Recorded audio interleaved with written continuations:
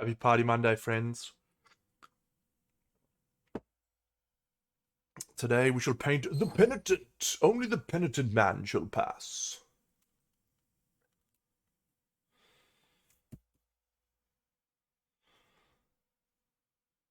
What a sick model. This shoulder is a bit of a problem though. This is a bit loose. So, is that a mold line there? Yeah. Let's scrape that off. G'day, Ivan. How are you, mate? Some happy news for you, mate. Congratulations.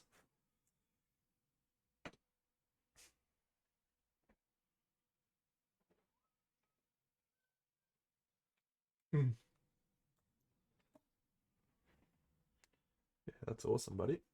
Happy for you. Alright. Okay, let's go.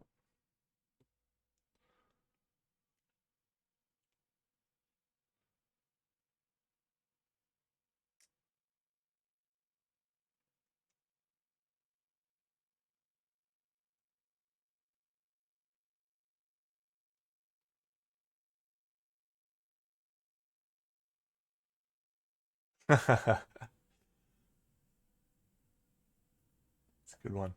All right, friends, we're about to start filming some footage, so I shall be turning off my camera, but I'm still here, and I'll still be talking and answering questions. So this one is going to be rusty-ish metal, so I think we'll go with red oxide to start us off. Kick us off with some red oxide.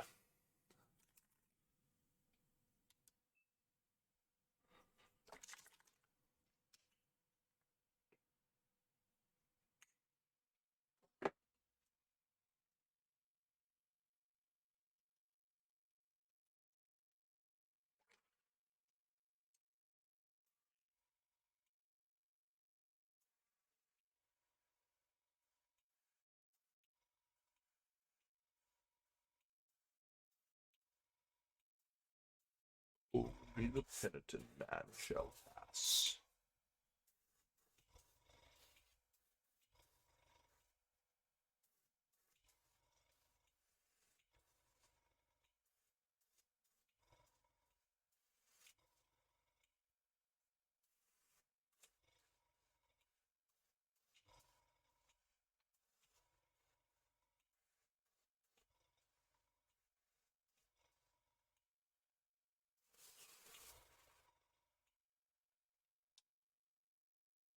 Right.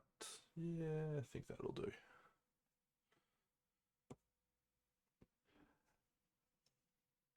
Yeah, you can.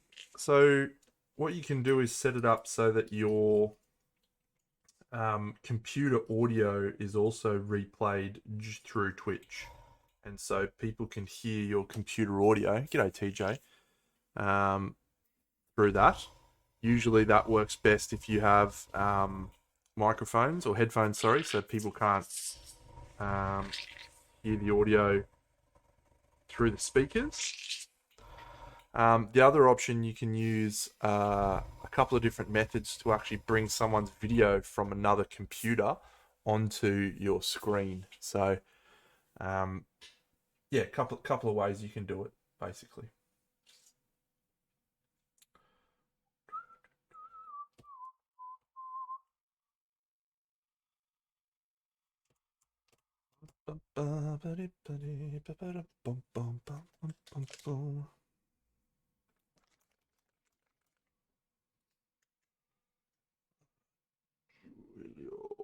Intensical range.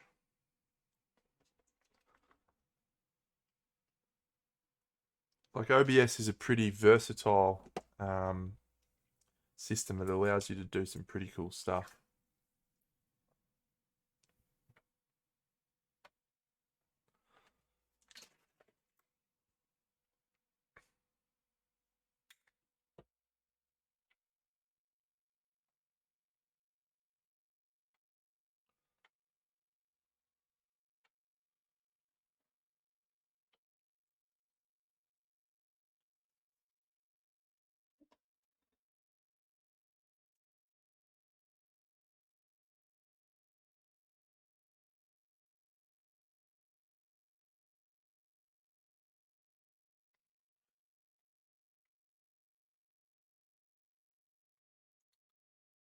Yeah. So yeah, all you need to do is get onto a Discord server, talk through Discord, and you can bring that audio into stream.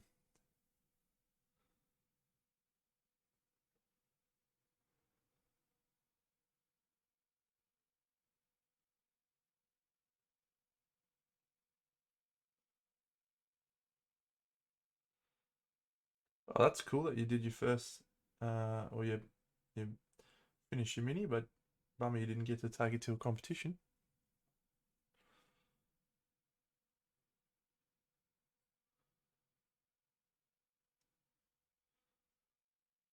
No. Well, the thing to understand about Twitch is Twitch actually doesn't do much. Um, there is a Twitch studio. It's not very good. So there's a program called OBS which you use to stream to Twitch, live cast to Twitch. But yeah, its functionality is um, very much open to what you do with it. It's quite a good function, quite a good quite a good system. What is that? What is that? Something. That's definitely writing scrolls. All right.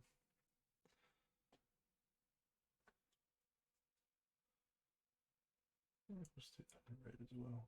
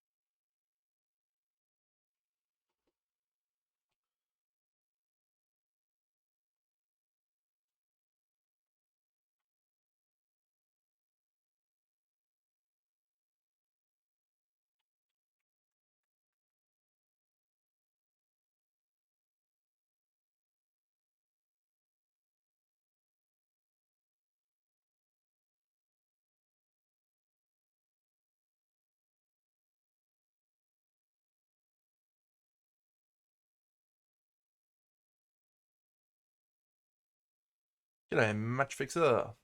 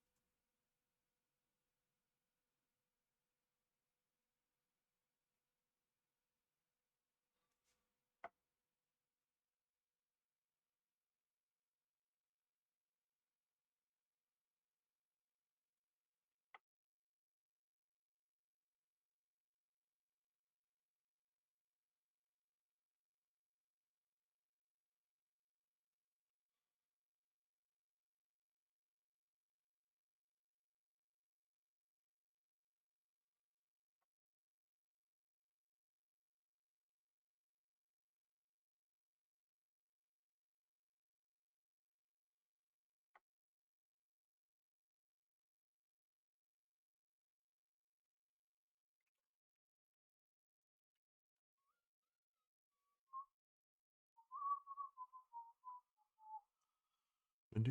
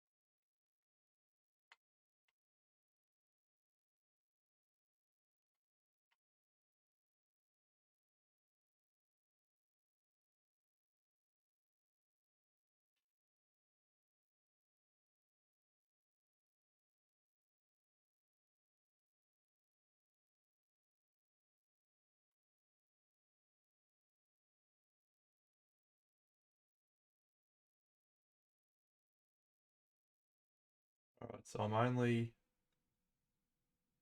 4 episodes into Stranger Things season 4, so no one's allowed to talk about it.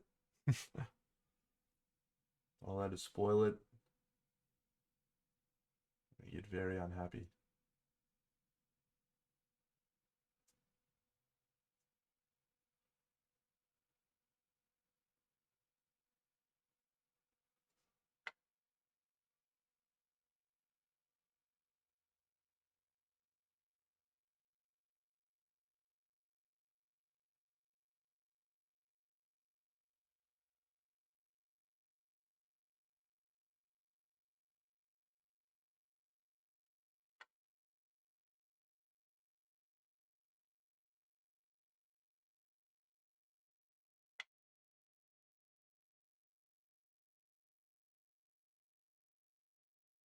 But on the other hand, if you haven't watched it, it's very good and I recommend it wholeheartedly.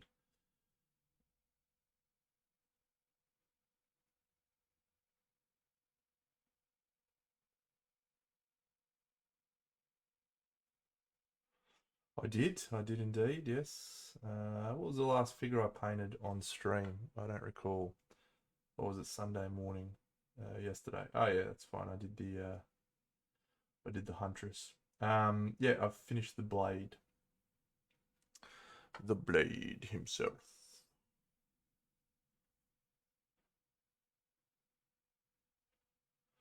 And I will show you when I have just finished this little orangey bit.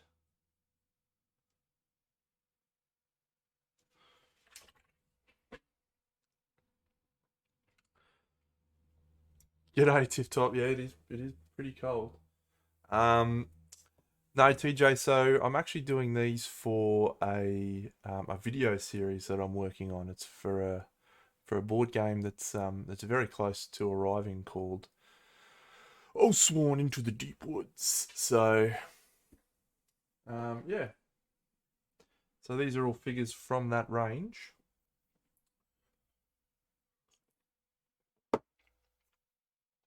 Thanks, mate.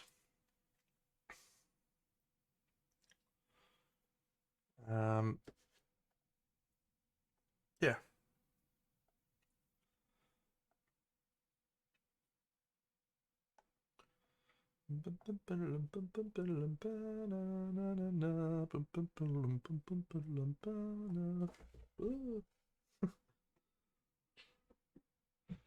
Does not matter what I do, every article of clothing that is in my possession has paint on it. Ah, excellent. Yes, they're good figures. I've got all of mine sitting over there, ready for another big project.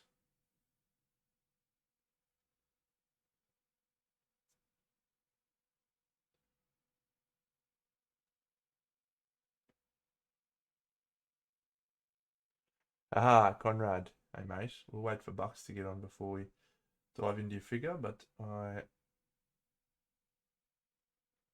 um, will definitely do so.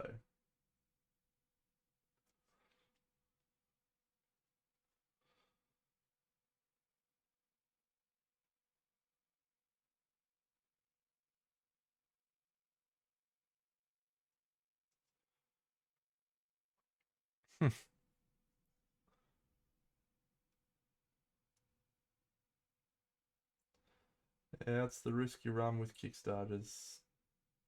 Just, it's always going to be a long time.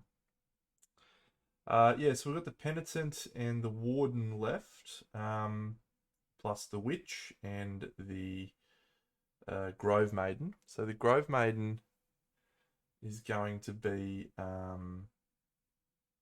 topic of painting bases.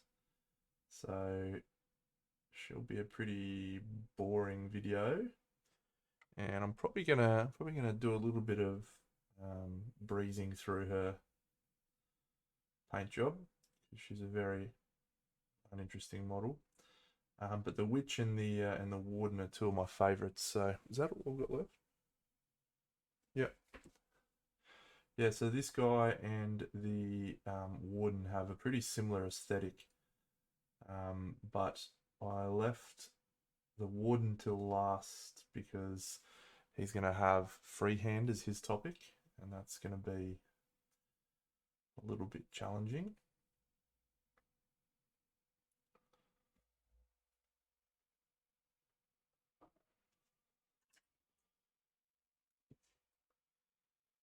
It's the way of the world at the moment, TJ. Well, we could do that on this guy or on the Warden. Yeah, we could do that on the Warden. That'd be fun.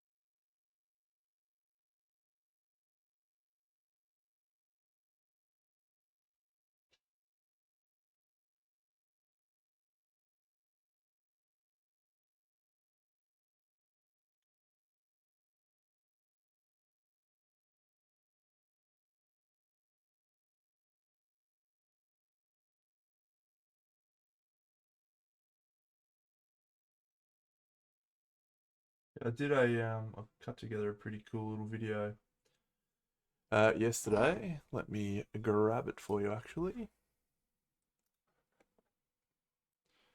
And everyone else that's in there.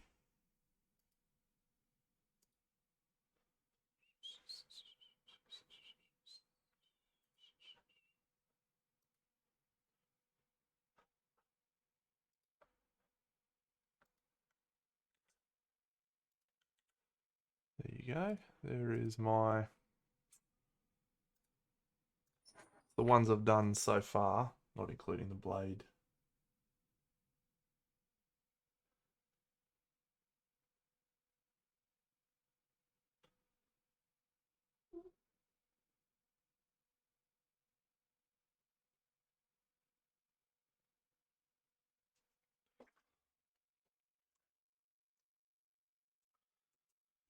Cool.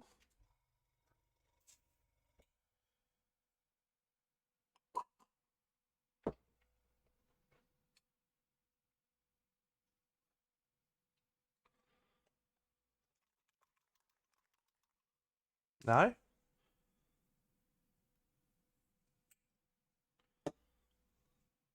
Why not?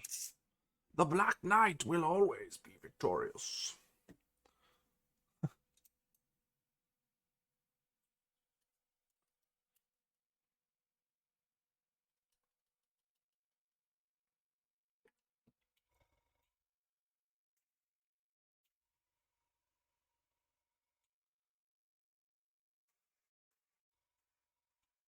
Not really much of a spoiler when he's on the freaking mystery box, man.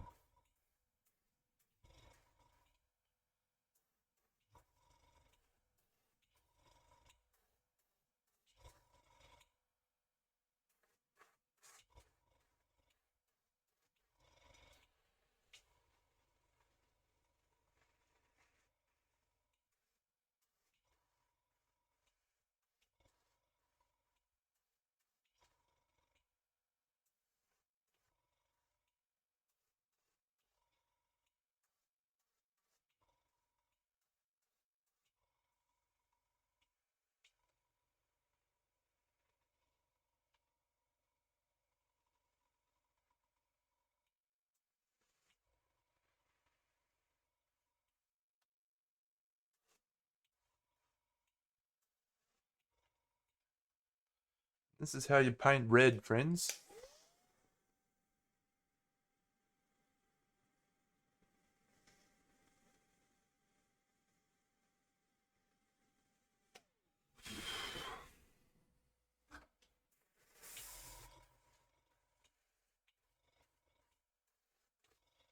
And you paint with all the colors of the wind. And have you ever seen bright the moon?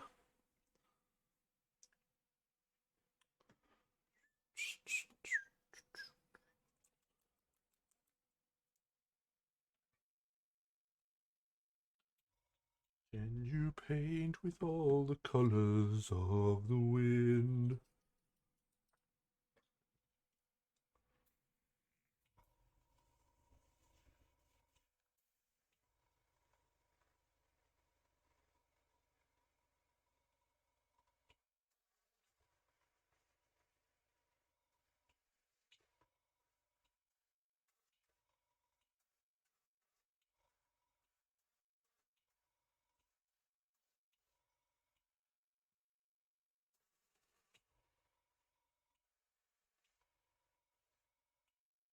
Hey, Match, have you played Imperium Classics or Imperium Legends? Man, good games.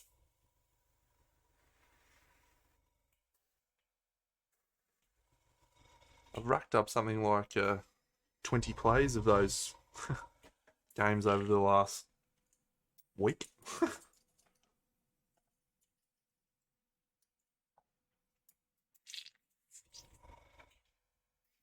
And I reckon if I didn't have this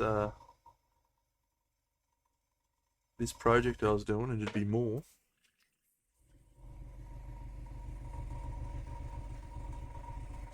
All right.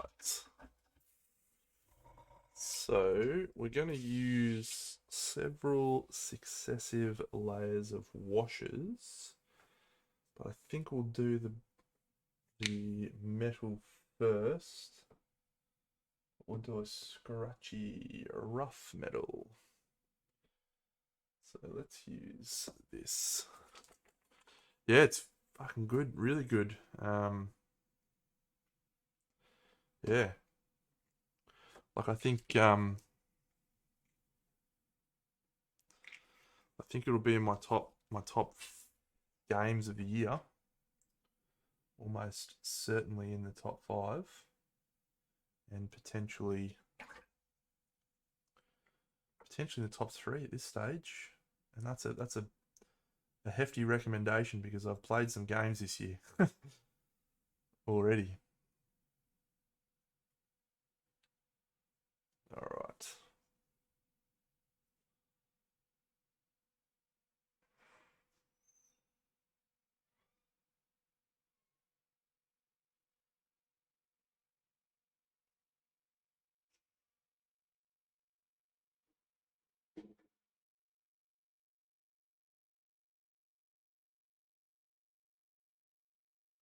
But it's interesting. I'm thinking about the game, and I'm not sure if it's the game, like the actual core gameplay loop itself, that I like, or if I'm just really appreciative of all of the cool, because it's like a civilization game, right? So you spend all your time um, flipping over cards and adding civilization cards to a deck, and so you're basically adding all this really cool, interesting stuff um, about each of these civilizations, and it's very true to history. So, like one of the civilizations is the Romans, and so one of their cards is called Bread and Circuses. So there's a mechanic in the game where you have unrest, which is like your population revolting, and you can use Bread and Circuses to discard 2 unrest cards. But to do it, you have to give up, you know, other stuff, money or whatever. And so it's like a really cool thematic link between what the actual historical cards refer to and what the effect they have in the game. I like it a lot.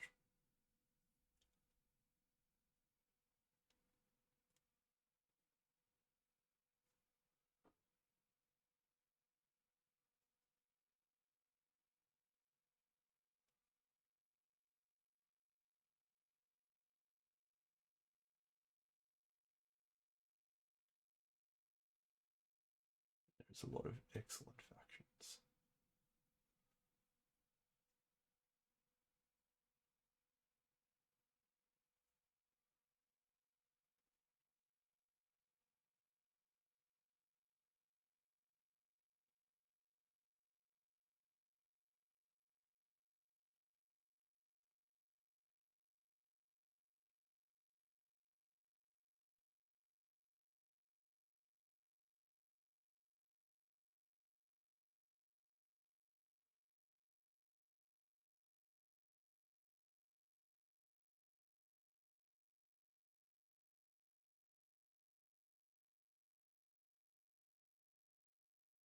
one of the civilizations in there. So there's 2 boxes in the game. There's one called Classics, which is all accurate historical civilizations that are all really cool, like the Celts, the Romans, the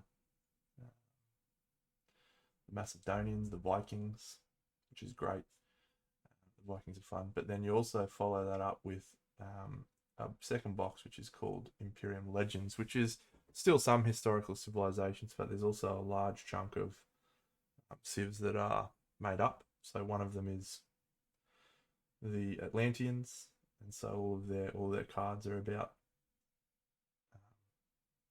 their civilization slowly getting flooded. And then the one I'm playing at the moment is Arthurians, which is basically King Arthur's court. And it's such a fascinating game because all of the mechanics of the game are designed in a specific way to basically encourage you to cycle through your deck as quick as possible. But then you get into this Legends box, which has all these different civilizations, and they all act in completely different ways. And the Arthurians, they sort of don't really want to cycle through their deck as quickly as possible. You need to be really careful and manage your deck. It's a 10 out of 10 thought exercise that I really like.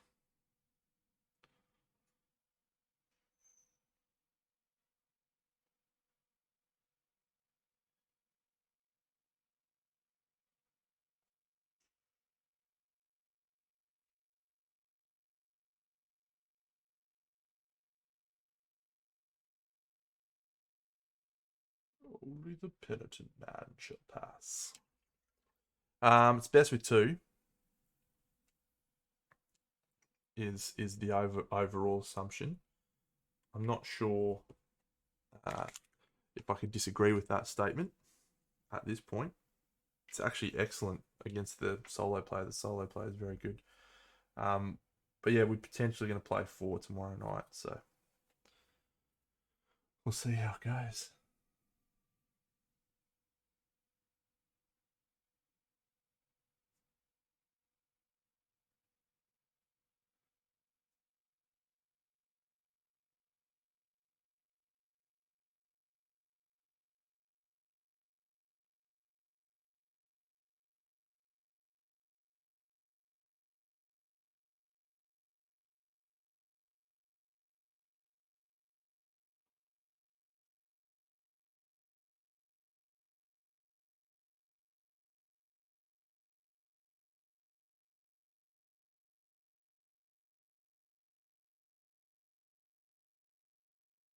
Happy Monday, Ghost Raven. What's happening?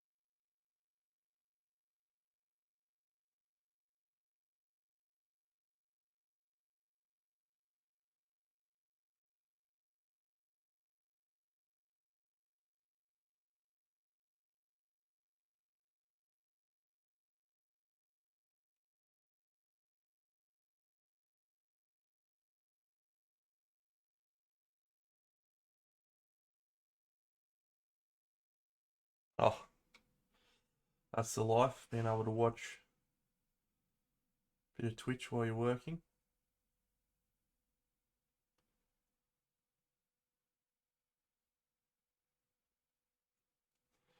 Viking, hey buddy. Awesome, mate. Hey, while you're here, I'll show you some stuff. We got it all here. There's the blade.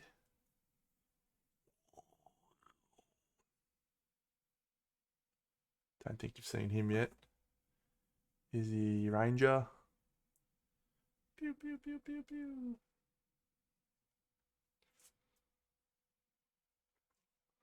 Priesty.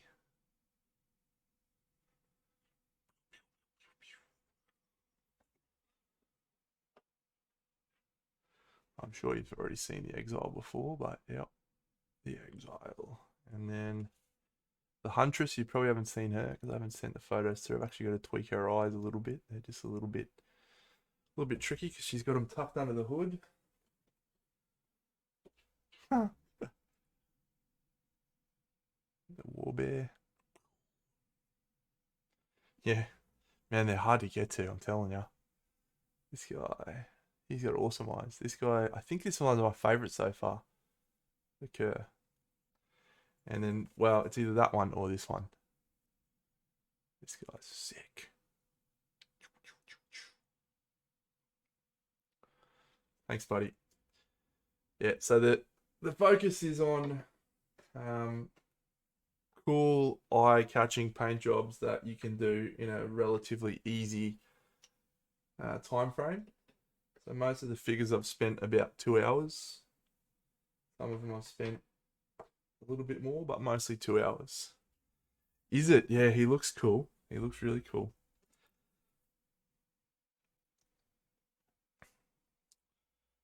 Yeah, so that's the focus on the videos, and I've edited and cut together the first couple. So thanks, Scarabos. Yeah, I actually sort of just followed the art. Well, I followed an interpretation of the art. It's a very like cold and cool color scheme, so I just followed that. Not long now, Toby. The long wait. Almost over. Yeah, really good. The fur around the top, around the head yeah, pretty good. Like better than I expected. That the sculpt was really nice because it sort of had still. Hey, top. It still had like shape, even though they had all those little recesses. So it was good. But yeah, the legs were awesome. The legs were a dream. You got to sculpt all your fur like that, mate. None of this other stuff.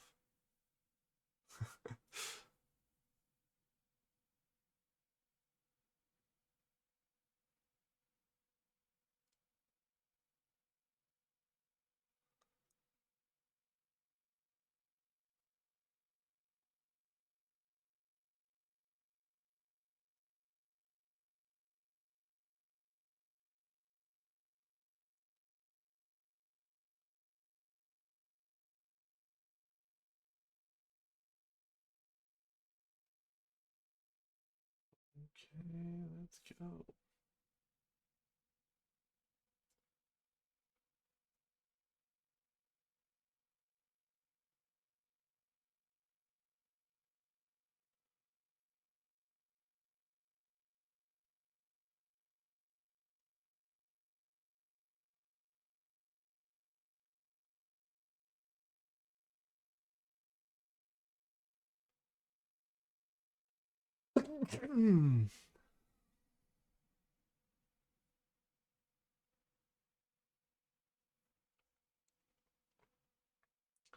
So to explain my process for people that are watching this, and thank you to those who are, I will be cutting this together into a video. But what I'm trying to do with this medal on the Penitent, who I don't really know anything about in the game other than he hurts himself.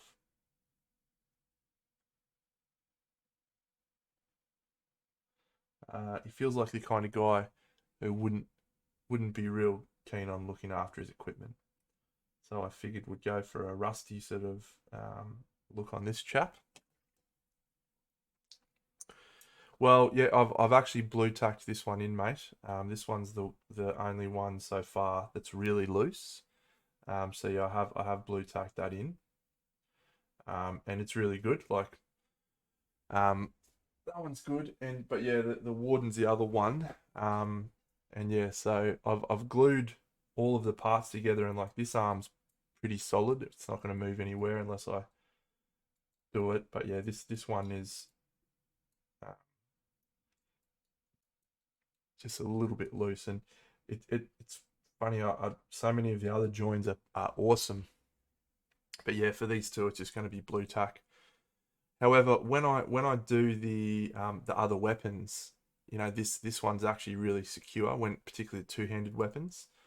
So it's just the angle of that just being straight on. I think your later ones where you sort of had this downwards angle is absolutely spot on, because it's literally only those two that have caused problems. All right, let's do some rust effects.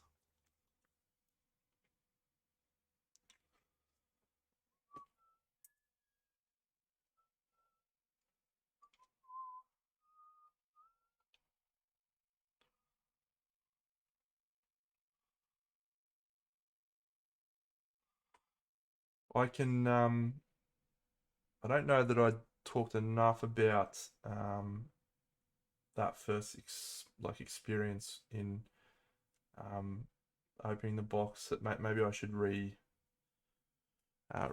that, or add a bit to that first video that I did where I talk about the box itself and how that when you open it, some of the parts maybe apart. And g'day TJ Cleans.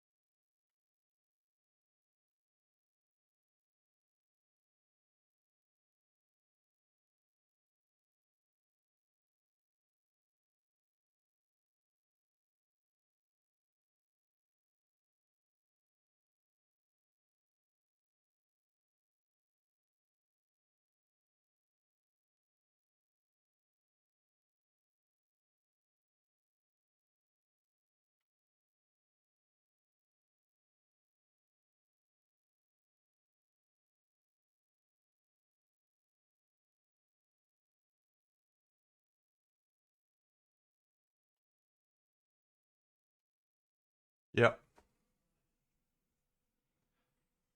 I think overall though, mate, my overwhelming response is really positive to how it's worked. So 2 out of 12 is pretty good strike rate. And even then, it's fixable with some blue tack in about 6 seconds. So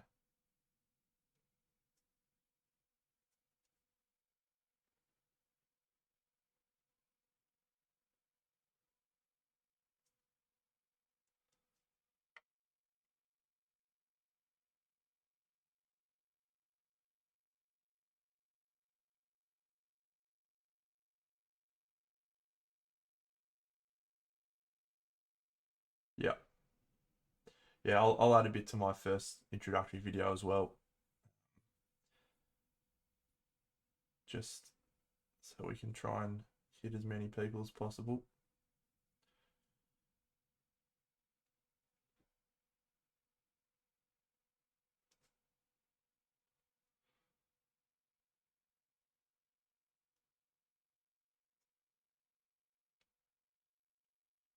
Yep.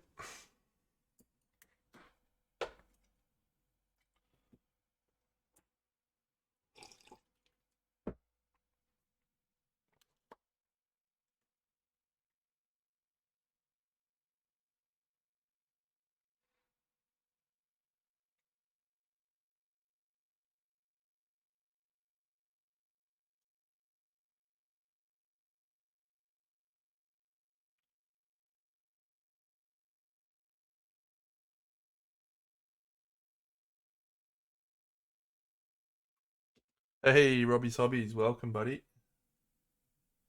It is indeed Party Monday. Having a good time. Having a good time, having a good time. I'm a shooting star racing through the sky like a tiger, defying the laws of gravity.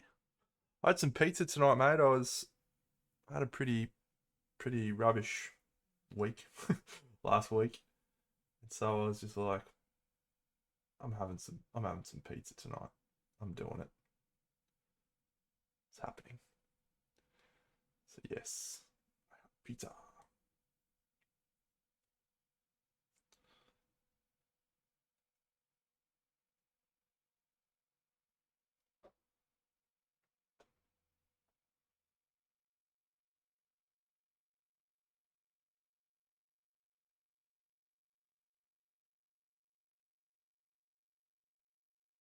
Like an atom bomb about to whoa, explode. I'm burning through the sky. Nah, just Domino's, mate. Not that fancy. 200 degrees is why they call me Mr. Fahrenheit. Look, Top, I'm gonna say it. I'm not that concerned about being pineapple on pizza. G'day, Rets off them. Pineapple on pizza is just a pretty common thing over here. Most of the pizzas that you order have it. It's not a discussion. Hello, Bucks. Joining me tonight, buddy, for a chin wag. We have a model to review from Conrad to provide some feedback and critique on.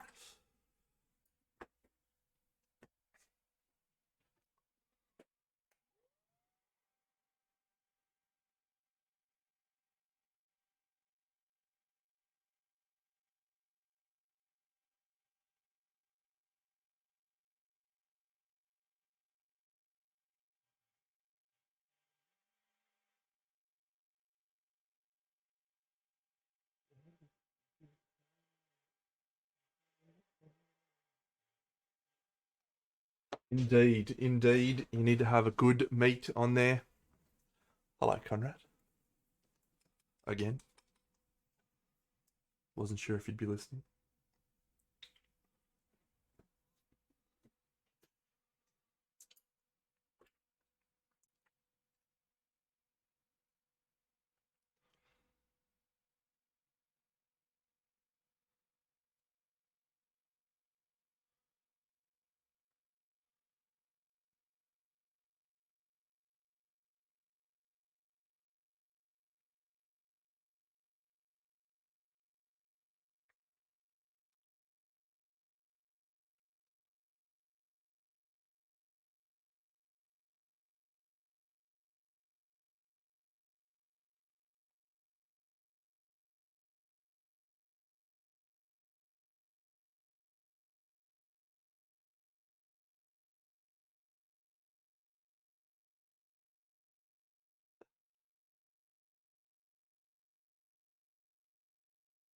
No, it's Conrad, so he's pretty used to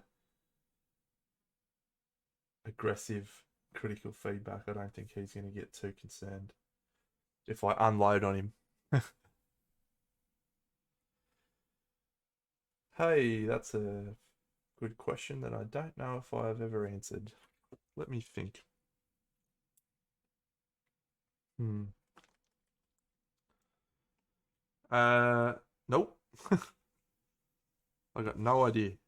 I mean, I'm talking about like proper photography, which I'm dealing with my well, these and other stuff. I just bought a new camera, by the way. It's really awesome. Um, I haven't tried photographing large groups of figures for a pretty significant while.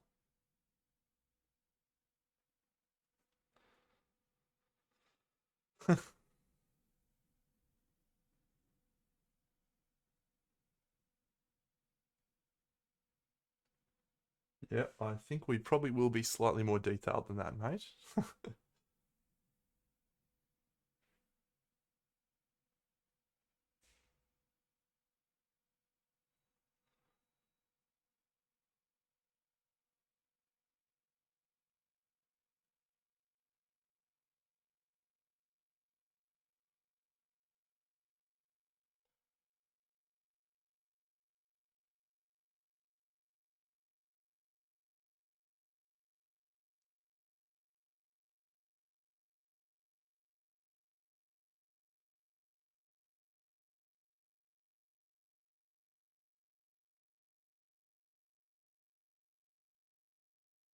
All right. Any votes for what color we should do this this top knot?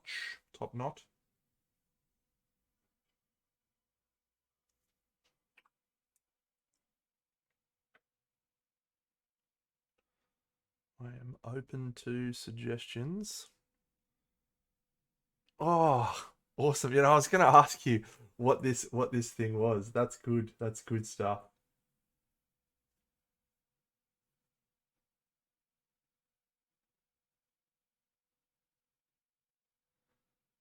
Now's your opportunity to ask questions of Toby. Chat, get in there and ask him.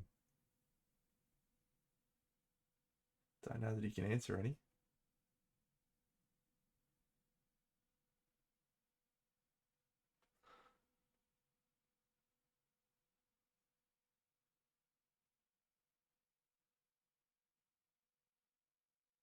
Does this guy have any relation to the priest and the priest's um like church or whatever he belongs to, organization he belongs to? Are they in any way related or are they different?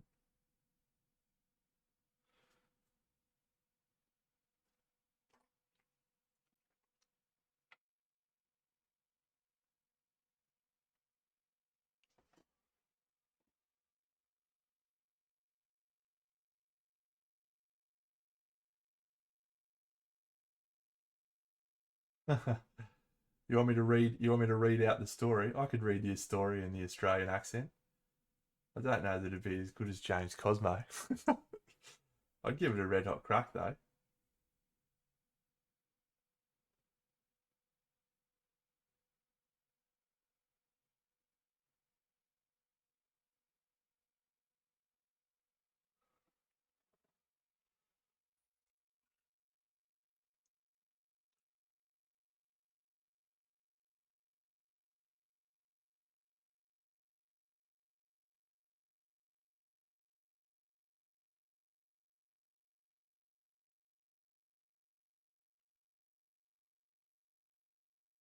Yeah, cool.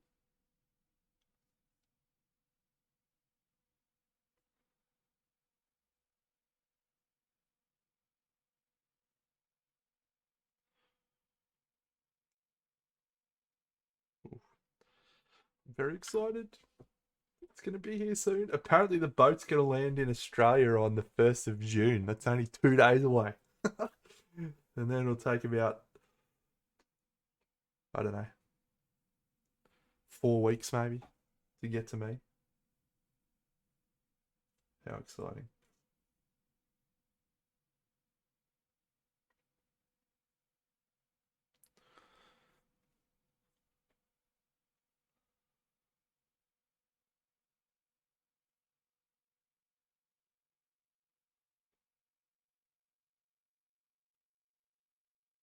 Just give me a call.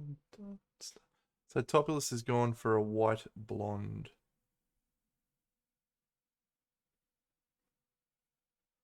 I mean, unless I hear any other votes, that's probably what we're going to go with.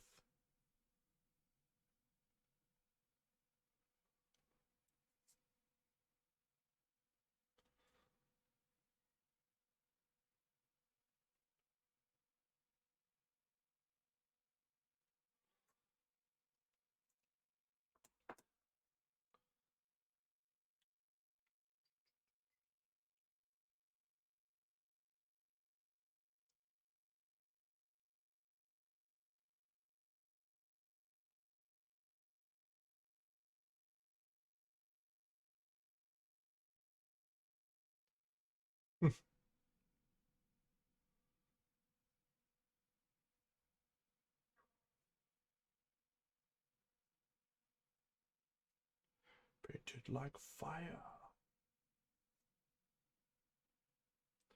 Katniss Everdeen, the girl on fire.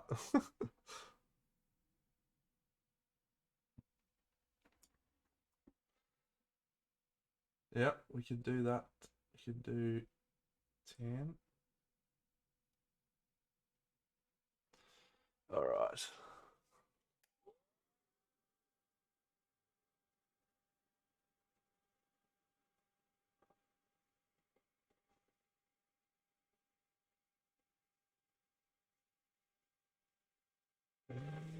I am a satellite. I'm out of control. I'm a sex machine ready to reload. Like an atom bomb about to whoa, explode. Burning through the sky, yeah.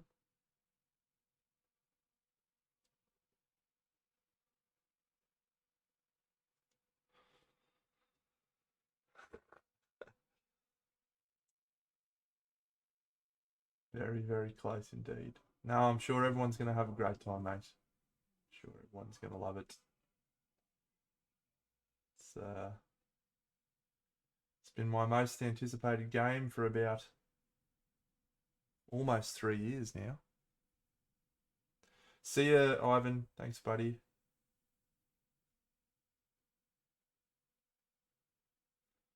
What are we going to write on the parchment?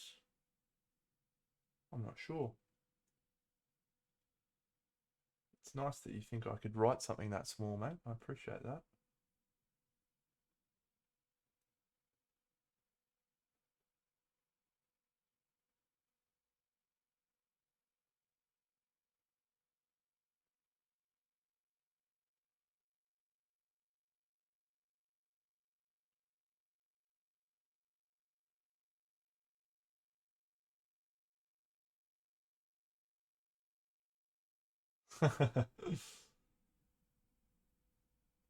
We could write something about spiders. Maybe draw a little one.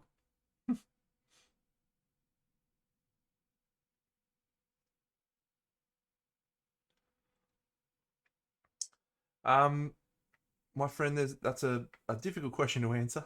Um, when I'm cutting this together for some painting videos, and so you'll be able to actually see all of the paints that I'm using. But in this instance, what I've got on my palette is a couple of different brands, and I am mixing them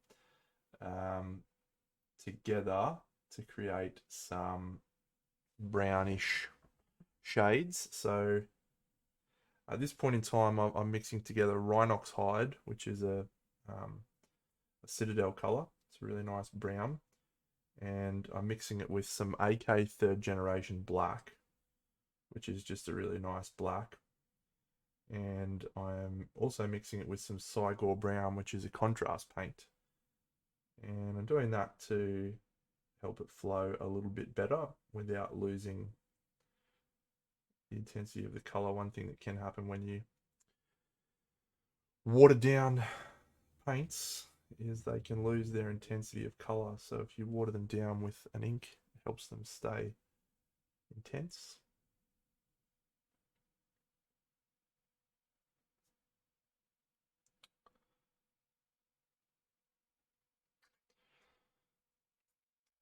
All right. Let's try the orange because I'm actually pretty keen on the orange idea. Let's see if we like it. We hate it.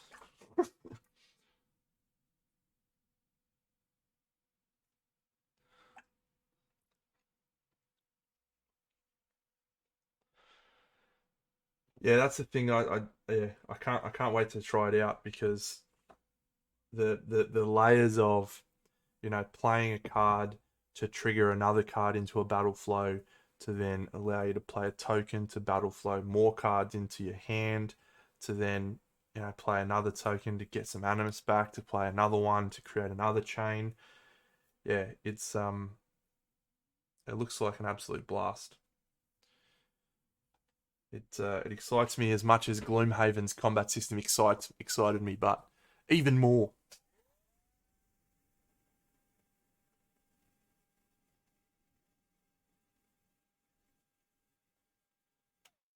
Because it's got great figures. Thanks, TJ. Yes, I'm going to be painting all of these, or putting together tutorials for all of these figures that I'm doing for this game, and so there'll be 12 odd tutorials for that.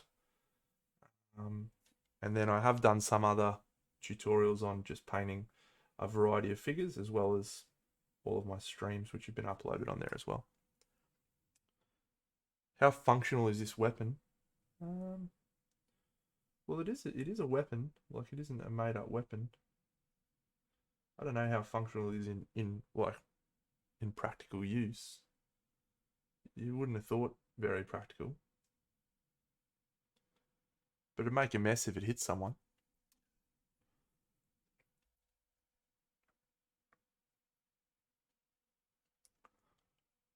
Yeah. Well, this combines a really good story and awesome miniatures with a combat system that could be as interesting as Gloomhaven's, potentially even more.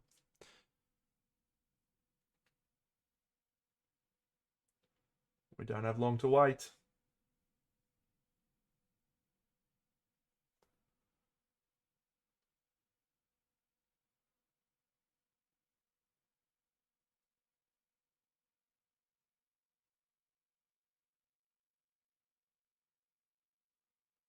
Happy Party Monday, Frog Jim. Welcome. Alright, let's get a dark red. No, I'm using this footage. I'm using this footage for filming, mate, so you don't get to see it today.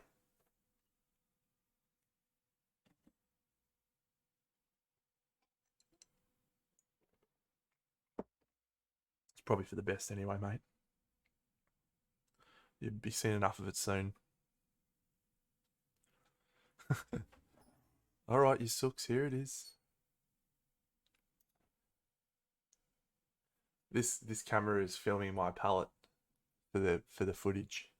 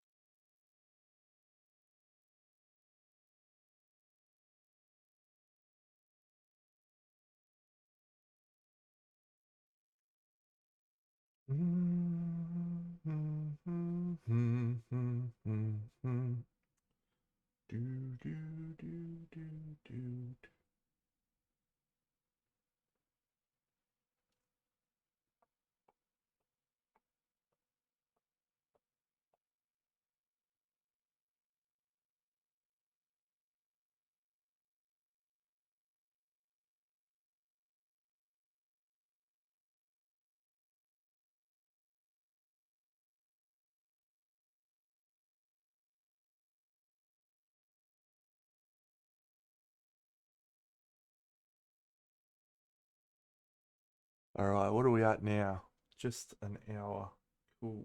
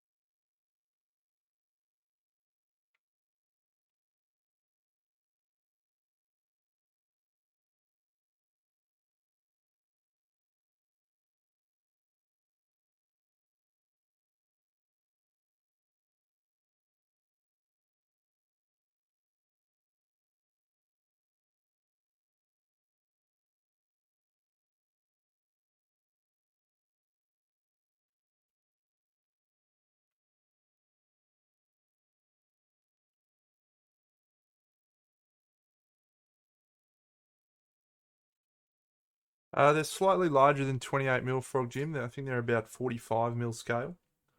Um, yeah, I'll grab one out in a second. I've got a 45 mil. I've got a 55 mil, sorry, and a 28 mil Kingdom Death model just sitting behind me. So grab them out in a second and show you.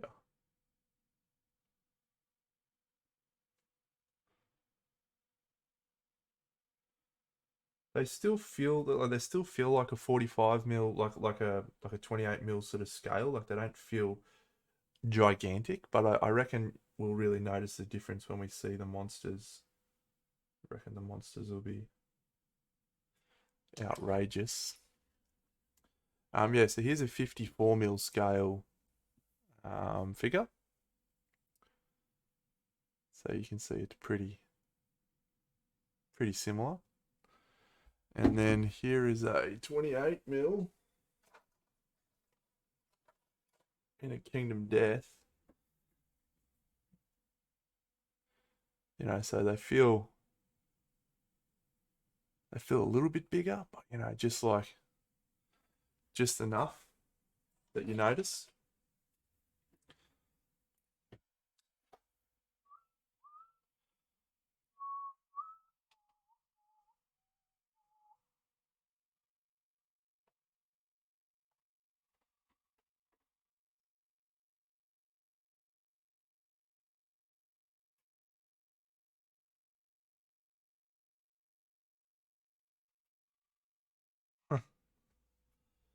Yeah. I mean, I've painted a few 28 mil things recently, like I did Cursed City and stuff. But yeah, I don't know. It's not as much fun as it used to be. G'day, Diddy.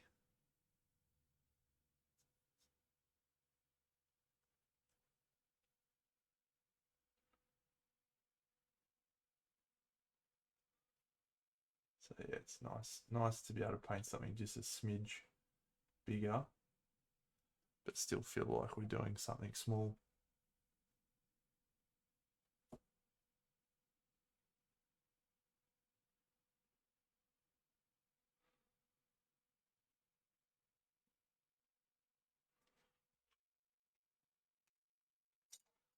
Mate, I am well, thank you.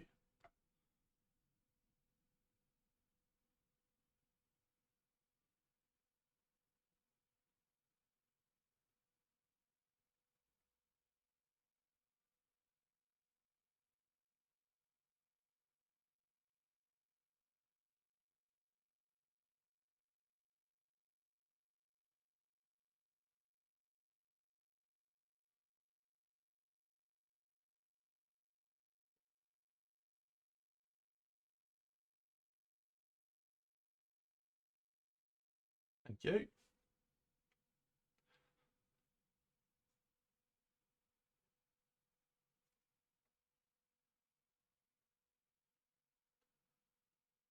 I may need to tweak the white, make it a little dirtier, just to fit it in a bit more with the rest of this figure, but yeah, we will see.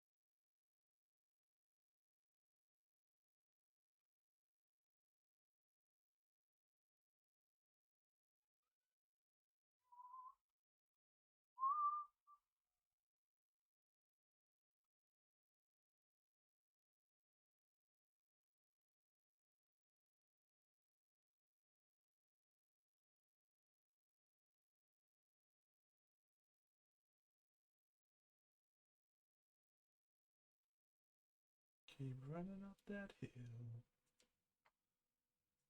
Keep running up that hill.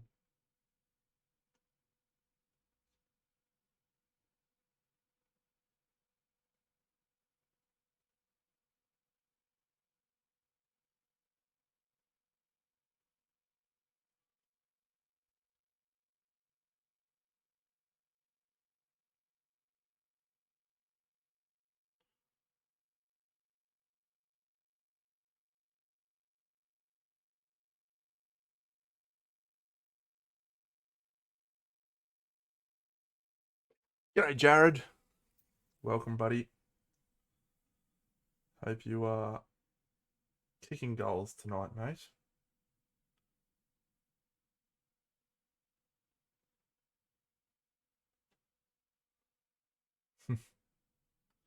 Well, that's less goal kicking and more getting a ball kicked into your face. But good on you, champion. Someone's got to do it.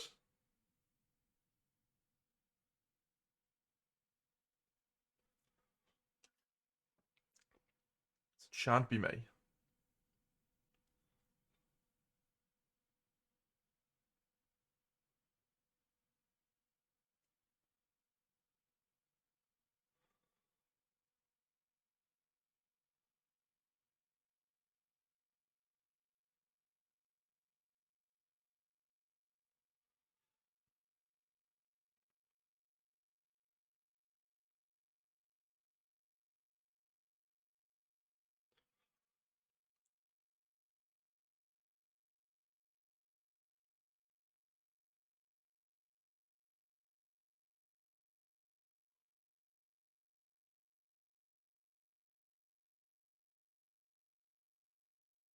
Thanks, buddy. Yeah, I'm pretty happy with them. Like, I think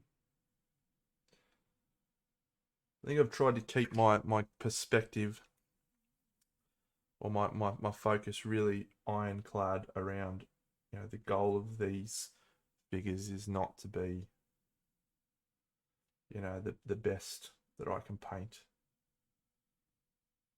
I also have the advantage of the fact that I'm getting a second set of them, so if I do want to do some,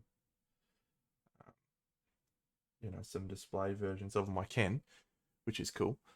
But yeah, my overwhelming perspective was, let's make sure that what I'm painting is accessible for people who are receiving these models and might not have the full arsenal of tricks that I do. Well, yeah. So my plan is indeed to do a little diorama of a group of these figures standing in the trees. Make some really cool trees. Um, sculpt some trees, put them in the trees. Say trees more, dinner, you dickhead. Yeah, fighting a spider. No, it'd be cool. It'd be cool. But yeah, I'd like to do a diorama which has detachable bases, you know, with magnetized little spots for them all. Something like that might be fun. Because I genuinely think these figures, and I'm not just saying this because Toby's in the chat, right? But I genuinely think these figures are a really high level of sculpting, really high level of detail, and um, you know, I would choose to paint something like this for fun.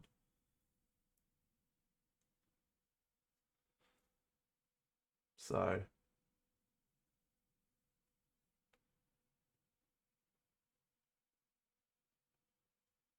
since I've got the opportunity to do so, I may do so.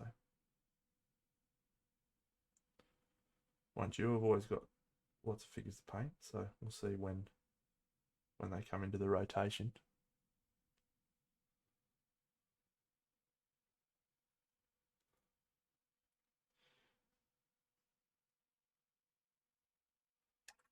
Yeah, I think that'd be really cool.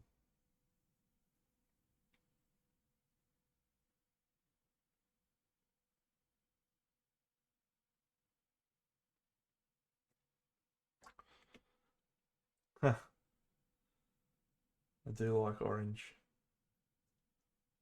I found that when I'm doing my best painting, it's usually because I'm using three colors: purple, green, and orange. I find it way easier to work with um, the secondary colors than the primaries.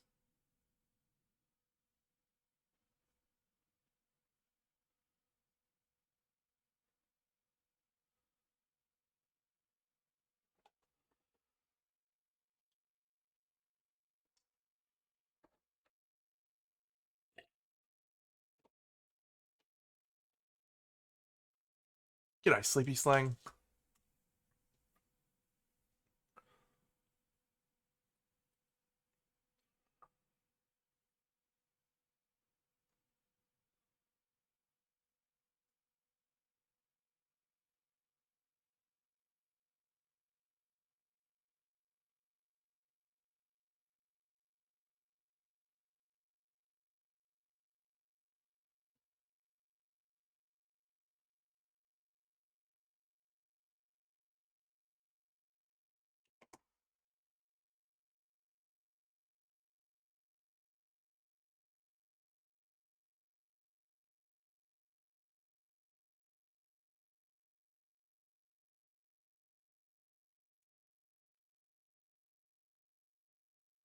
Yeah, that even just blue, man. Like I can't wrap my head around blue at the moment.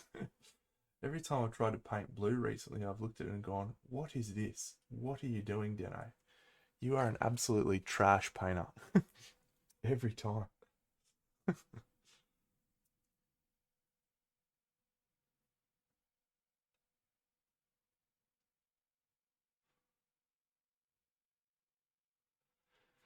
Green is where you got to spend some time, Jared. If you can't get green, you're doing something wrong, mate. Get into your yellows, and you'll have green on lockdown.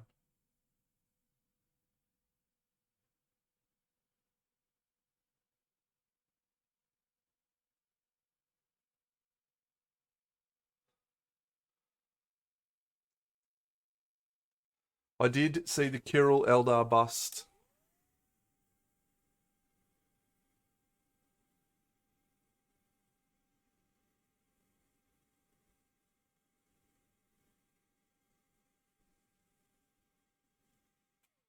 It's just Kirill being Kirill, isn't it?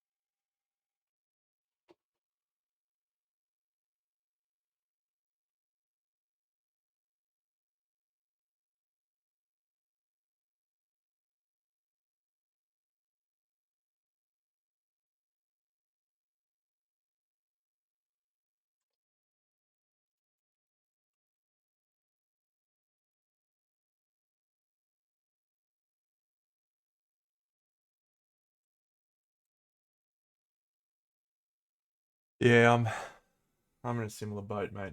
I'd love to paint like Kirill. I just don't want to have to paint like Kirill. Spend as much time. But most of the guys that do it for a profession, they have a different lens on it to what we do.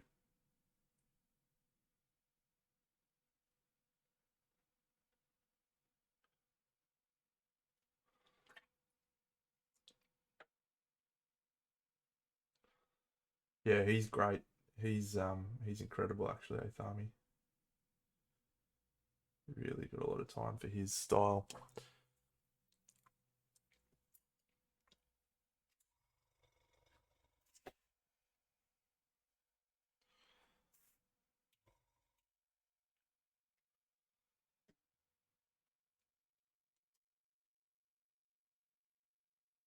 The thing that he does really well that I don't is he spends a lot of time planning and visualizing. Like he really understands what he wants to achieve.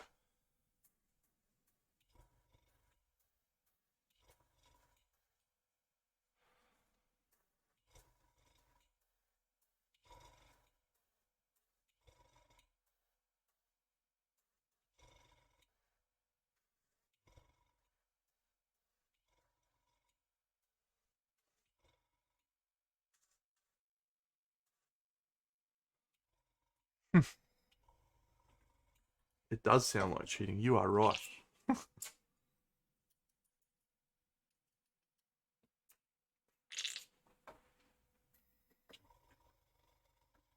I reckon we are going to be done filming all of these paint throughs by the weekend, maybe. That'll be fun. So I've again uh, been getting into video editing, putting together my videos, and I forgot how much I enjoy like actually making videos, cutting them together. It's a blast.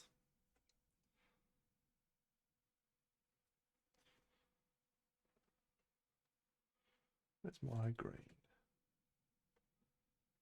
Hello, green.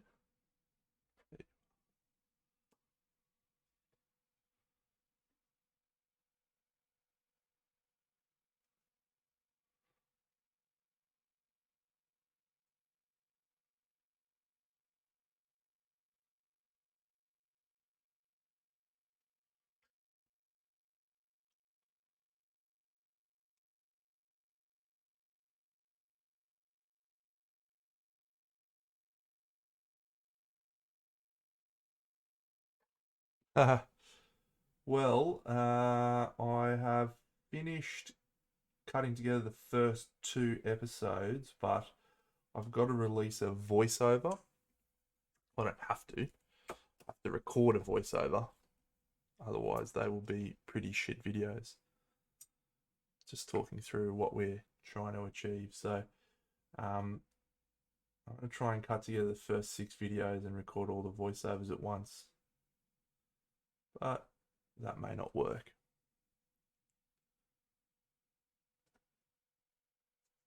So we may cut them one at a time. Do you know, mate, I'm not nervous. I'm just trying to get a really clear um, message across.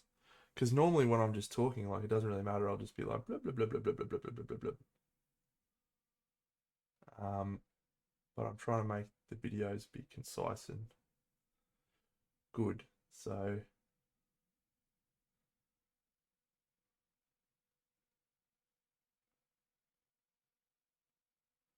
it's a matter of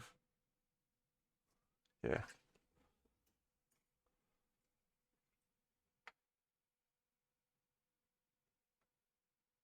Trying to say, not waffle on.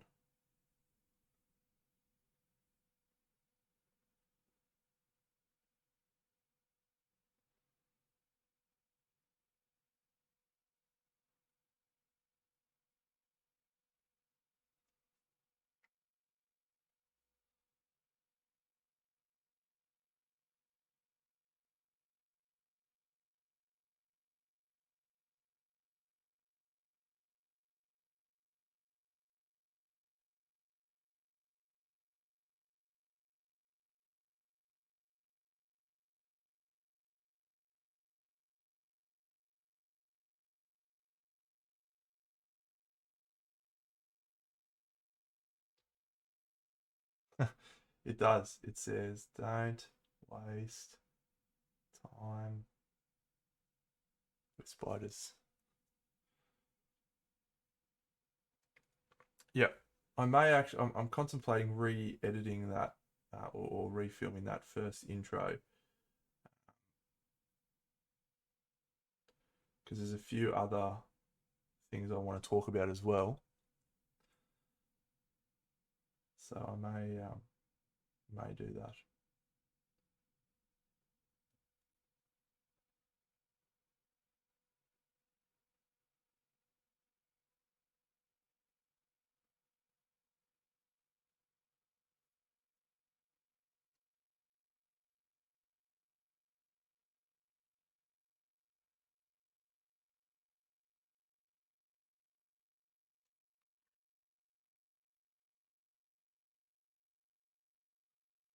I do just randomly sing during my videos.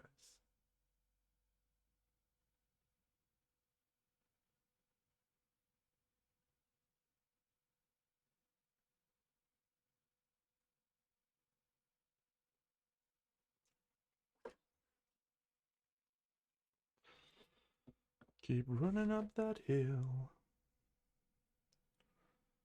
Keep running up that hill.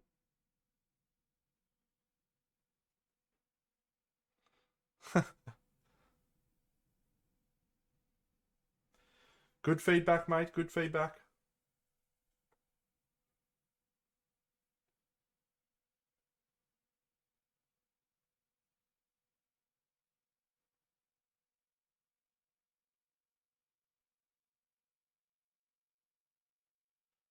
I'm not nervous.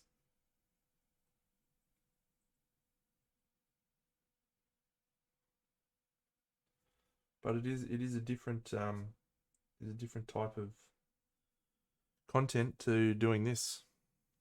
This is easy. This is just me having a chat with my mates. I'm good at that. My mates would probably beg to differ, actually.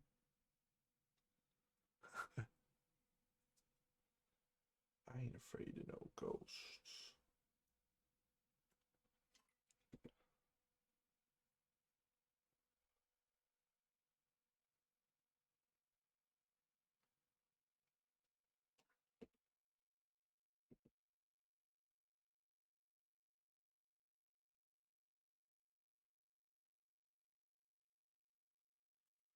Okay, I reckon we might.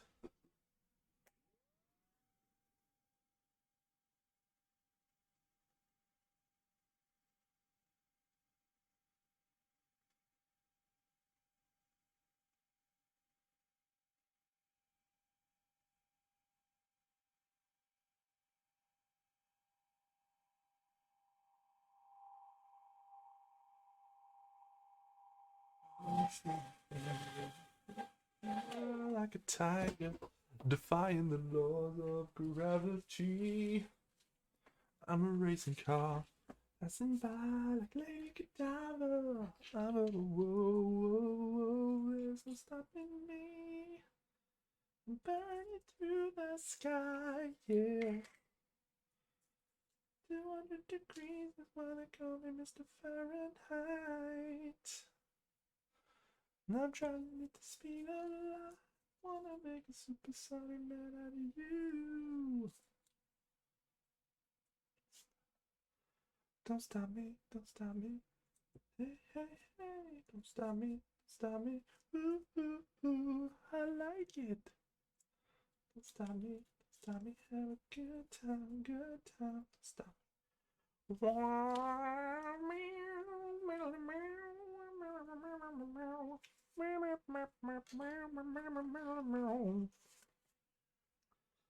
Look at my great leaf collection. Look at all these leaves. So good.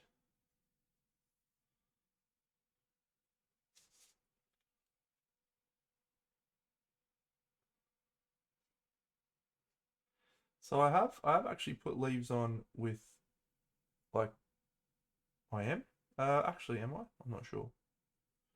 I've actually put leaves on with PVA glue before, and it works just as good with a bit less effort But when it comes to time, like, I would much rather spend an extra 30 seconds now to not have to wait for PVA glue to dry.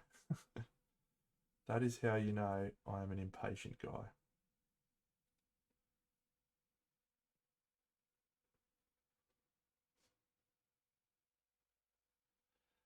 Well, we'll decide the next few figures actually, or the next figure, because I'm painting again on Wednesday, streaming again on Wednesday.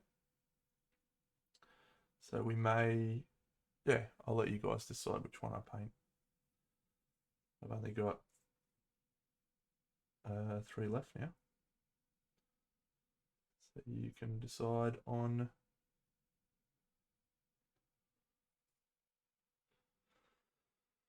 Wednesday what I'll paint.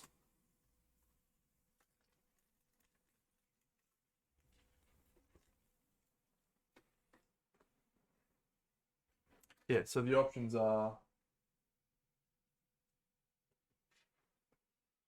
the Grove Maiden, who's going to be pretty straightforward, quick and easy paint job, the Witch, and the Warden.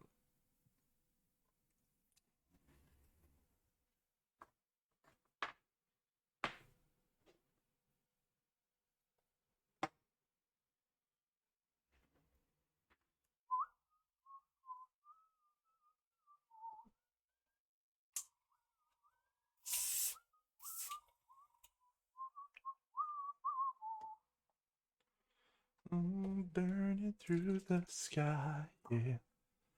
Yeah, I think that bit's easy. Painting the shawls in different colours, that bit should be pretty piece of cake. For the different Ajars, what we got to figure out though is how to make it look like a blood witch. Just as a little nod to the model that didn't make it into the cut.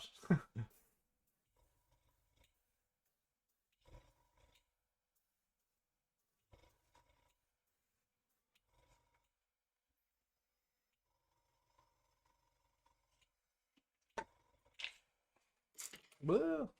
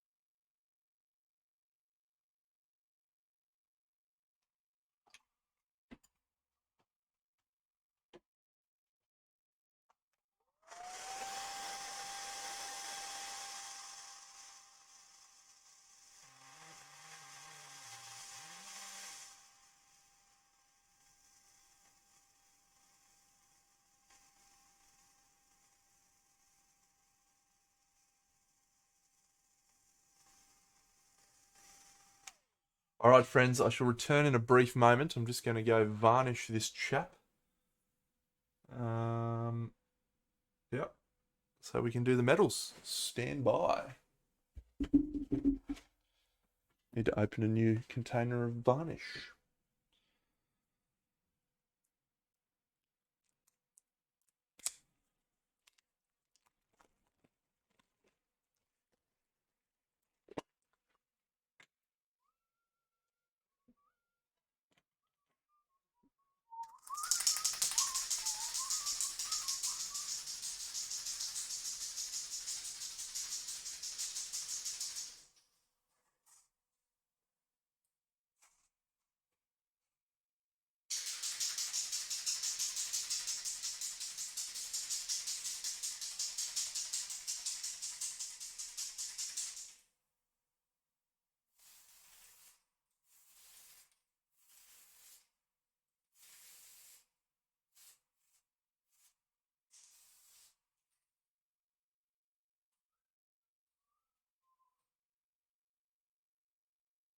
I have returned.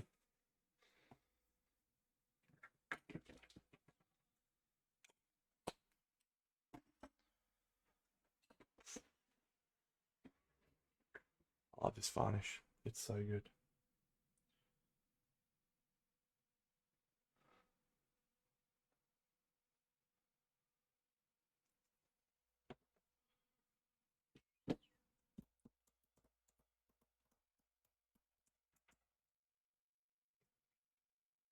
All right, Buxo, let's get on. Let's Marvin Gaye and get it on.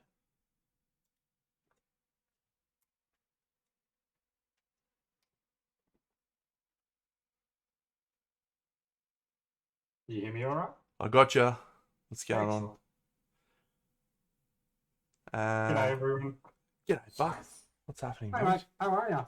I'm good. Good. Painting this cool figure. Yeah, he's a really nice one. He's another really nice one. Pretty much everything in this is really nice and decided for me. Mm-hmm. I'm with you. We had the dude who sculpted him in the chat tonight. Yeah, that's awesome. Was that Viking? Yeah. Yeah, nice. Yeah, I liked he was like giving some like little lore backgrounds and stuff like that. It's really cool. It's unreal. It's always great when people like that turn up. That time masculines turned up in the chat. Yeah. Oh, I lost my brain. Lost my brain.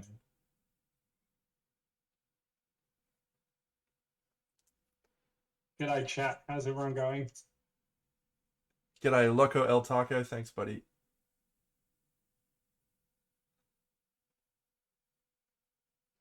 So what are we doing tonight, pal?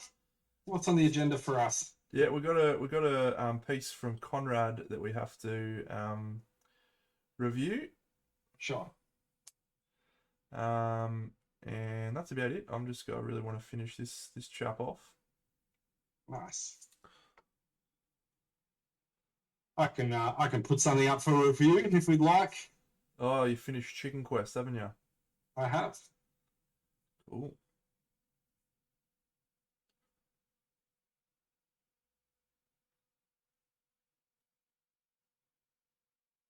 How's the army painting going? From Robbie's. I haven't done much last week for army painting. I did display painting last week. I started a project on Saturday night the week before and finished it today. So I finished it this afternoon. And in between that, I've just been painting one of the hey Frog Jim. I've been painting one of the Oathsworn Warcry models, the one that pretty much looks like a straight Frazetta inspired one. When you said Oathsworn, I was like, what? Yeah, no. They're called Oathsworn, I think, for Warcry. Yeah. Similar name.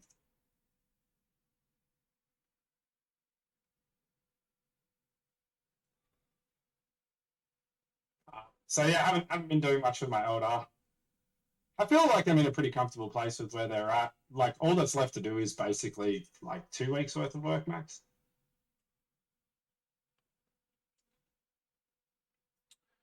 Sleepy Slang, it's not a game I've played. I'm keen to try it because it's supposed to be pretty good solo.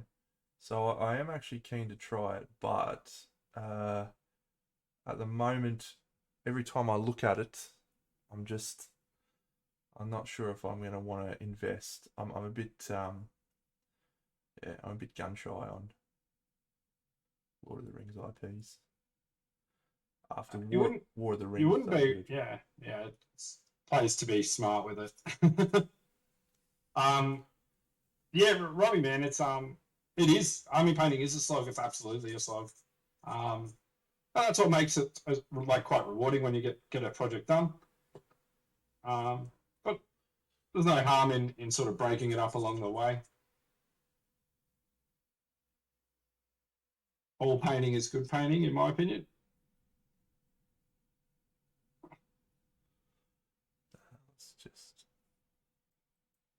I'm actually scrubbing down a couple of busts right now.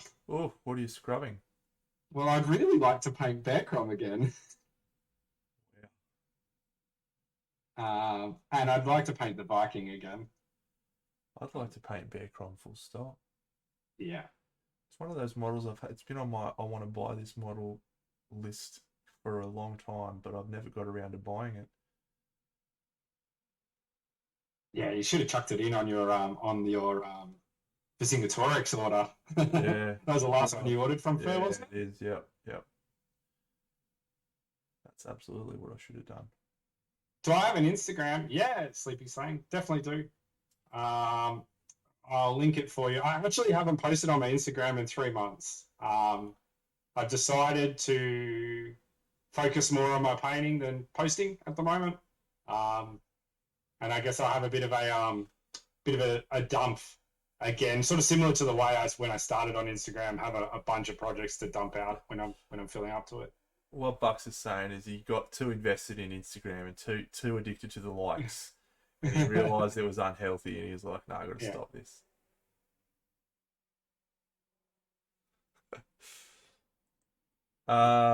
It's called Bear Crom. Do you want to post a picture in the chat or something for me? I'll grab. Trent happens to own the box art for this model. Painted by Rafa. Did I bring that down to? I did, didn't I? You did. And I should have taken photos of everything, and I didn't because I'm fucking brainless. I was swept up in the moment.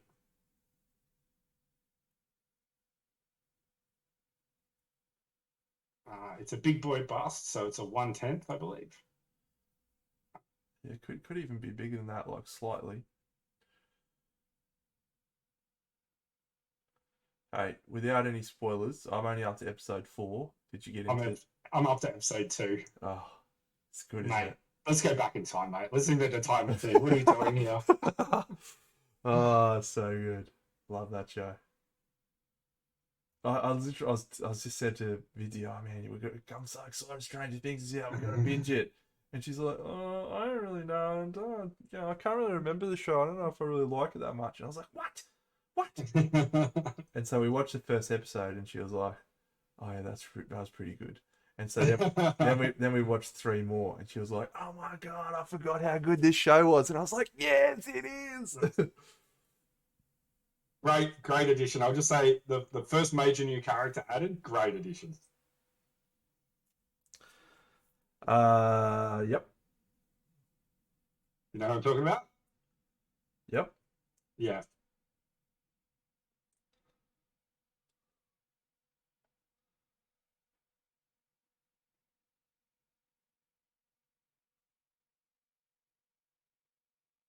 There is the link, by the way. Yeah, Stranger Things sleep. Yep. I don't so much mind everyone sharing their work and patting each other on the back in that sort of manner, Sleepy. I just felt that I'd started constantly thinking about like what's the next project I'm gonna paint for Instagram, and that's not where I wanted to be. So I just needed to check myself a little bit.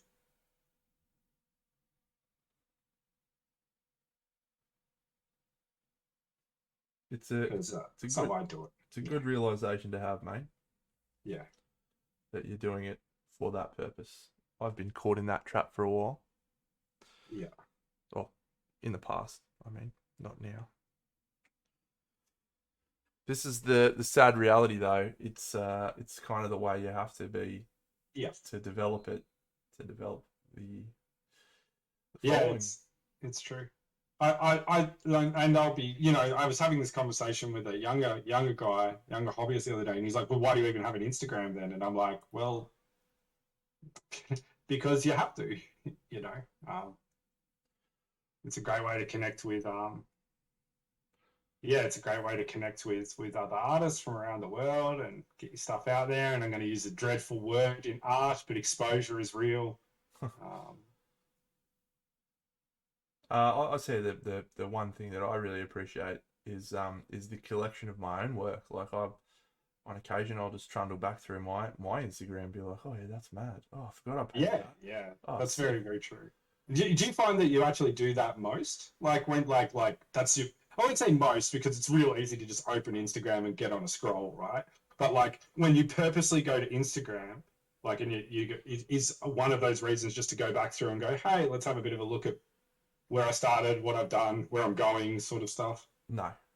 No. Sorry to burst your bubble. No, it is not a main thing I do. If I go on Instagram, it's usually just to try and track down some pictures of naked chicks.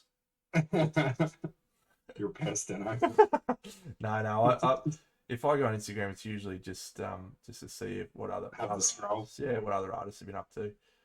I mean it in the least arrogant way. The more like just picking through your gallery and. I mean, I'm a fan of having it as a record of my own stuff. Like, I think that has value in and of itself. For my own, every now and then I just go and be like, oh, you know what? I'm a lot better than when I was back then. But sometimes you need to hear that. You need to tell yourself that. Yeah, that's it. But maybe sometimes it's for reference. You painted something, you go, hey, I like that scheme. Maybe if I look at it, it'll jog my memory. Because I mean, I don't believe you're one to record the process outside of video recordings. Like, you're not writing it down. Yeah. Even though that's literally what I'm doing at this very moment, but but you're doing it for a different reason. Like, yeah, no, I'm picking up what you're putting down.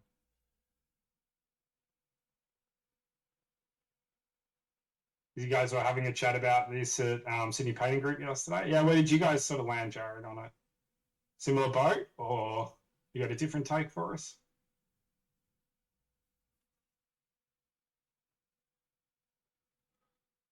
Yeah, I think for the most part, it's most everyone's sort of opinion. I mean, look, the reality is it pays. It really pays to be active and continually posting regularly.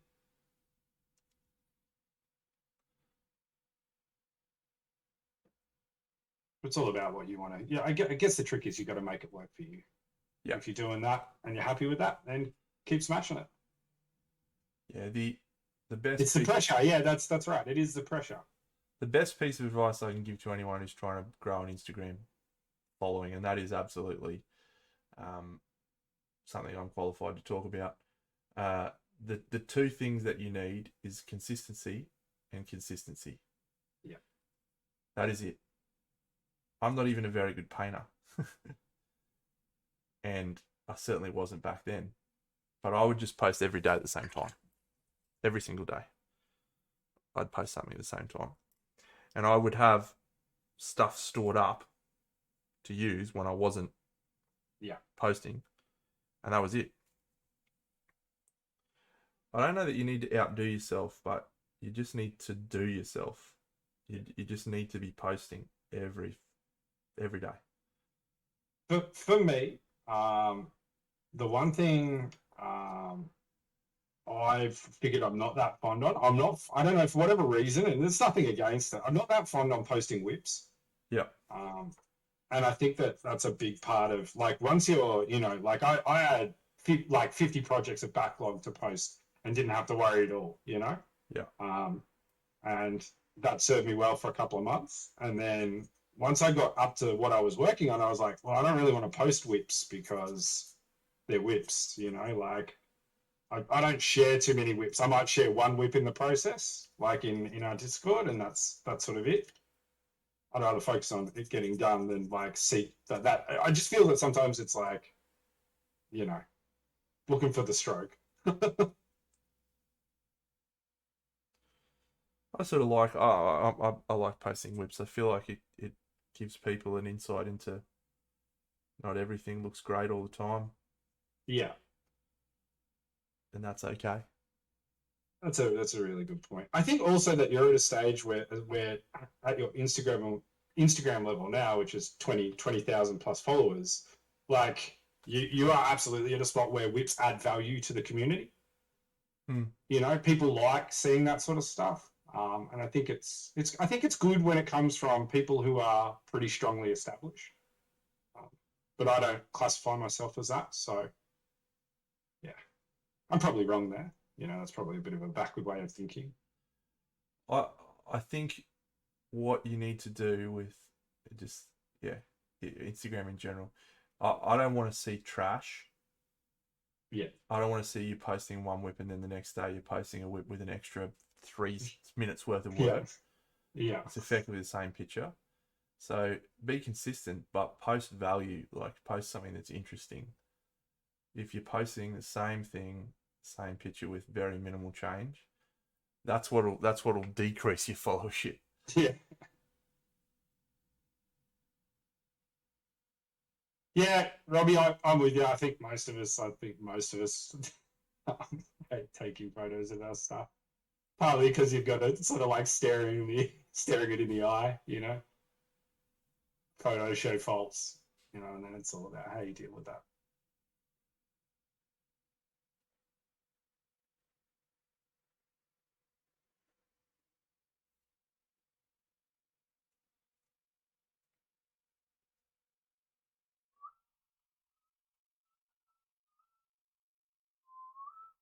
I guess it'd be kind of pretty strong to streaming as well, you know, like consistent streaming is how you build your stream. Consistent anything is how you grow things. So, Consistency in life is how you succeed in life. Full stop. Conversation over. That is absolutely something that I've learned over my 39 odd years of existence.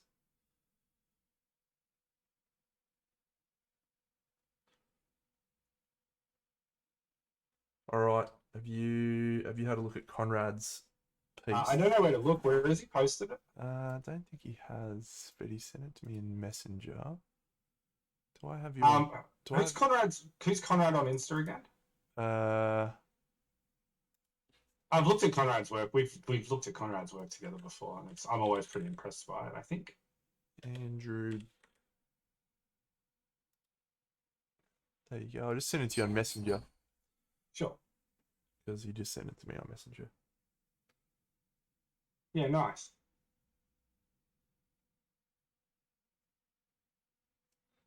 Yeah, interested in your take on this, mate. Okay.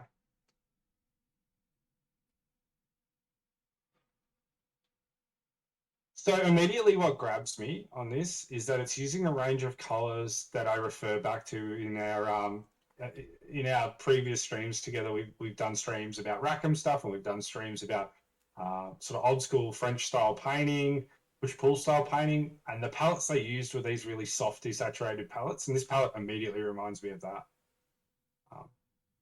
and I quite like that. I'm not going to put it on screen now because I'm filming this for my videos. But if you ask nicely, Conrad might post a link. I think he's got Is Conrad still here? Yeah, he's still here. He's just working at the same time. So Yeah, gotcha. I really like the gold, and particularly in the two vents around the neck. It's just really sort of pinging really nicely, and I really like that. It's something I quite enjoy. Hey Benny, true metals. Is Benny here? Is he? Yeah, he just jumped in. Hey Benny. Yeah, I actually like this. Yeah, Conrad's a jet, right? So there's no doubt that was going to be good. So I mean, we're talking about stylistic stuff. Like his technical executions is great, and stylistically, I like this. I like true metals. You know, we don't see a great ton of true metal on busts outside of the historical field. So I really enjoy that. I enjoy the softness of it all. I mean, he probably doesn't want to tip touch the whole time. But usually, you know, if I like something, I'm going to talk about what I like first. What's the depth in the face? Is it quite a flat face sculpt wise? I feel like it is. Did he create those scars? I think he did. It's not my favorite piece from Conrad. Yeah. Not from a technical perspective, but from a I don't really like the model. Yeah. And I also don't really like true metallics in general. He Yeah. says as he paints true metallics. Um, because I sort of feel like you miss a little bit of the control that you have with non-metallics when you do true metallics. Like the great thing about non-metallics is you get to decide what the model looks like Yeah. from each angle. Whereas with true metallics, you're reliant on the lighting and what that lighting's doing for the figure. And sometimes it's not doing good things for the figure. So, and I think that gun sort of highlights my point. It's not really like from the key angles that you'd get really good shots of the front of the face of the model. You're not really getting a lot from the gun. It's just very Yeah, flat. there's one angle though that I do really like, which is the circular like canister towards the bottom is just catching a whole bunch of color and the highlights are quite nice. But I think you get both a good example of true metal doing its job well on the canister, but then on the long flat of the gun, I think that highlights perfectly what you're talking about. Yeah. What I will say is that the texture you've chosen, like the way you've chosen to paint this, and I don't know if this is like an active choice or it's just the way you paint, but this the neck, we'll say armor slash like whatever it is, like the way you've chosen to paint that in that almost rubbery kind of sealed way, I really think it's a great choice for what it is. Like it just looks really really cool G'day to to me. Jalbat. So like, you know, not choosing to put textures all over it or do that stuff and kind of instead going for you know, some slight weathering and then doing a lot of the storytelling for that in your color shifting, I think is awesome. I like the color shift. Yeah. I like the way he's painted the white. Really. Yeah, I love the white with like almost with like some turquoisey influences. It's not like it's there, but it's there, right? You can feel it too. Yep. Yeah. The white's probably my favorite element. If I was to give you some feedback, Conrad, it would be I think the skin is weak. Yeah. Yeah, I would have said that the face, like I hadn't said anything about the face really. And I first wanted to know that if the face was like a really super flat sculpt, like there's just not much there. It just looks sort of like almost like a silhouette. And if that's the case, then yeah, I think you've got to make up a lot of that interest in the face Yeah. instead of going super smooth. I find um human skin can be super interesting with all the colors and shades and stuff, and you've already done all the hard work with all of the shades and what have you in the light, and then you sort of haven't extrapolated that out onto the skin, which I think is a missed opportunity.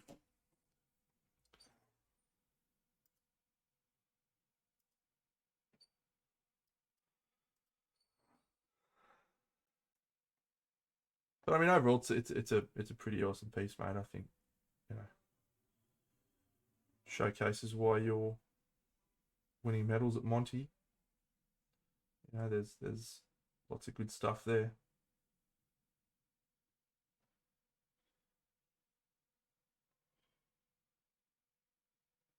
Like, who am I to be reviewing someone who medals at Monty? Shut up now. No.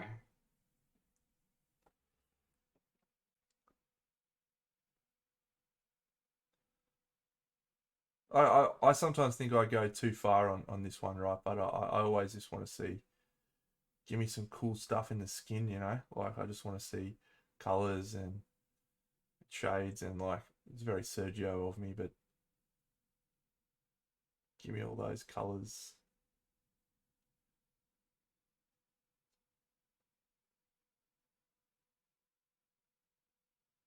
Very unique sculpt.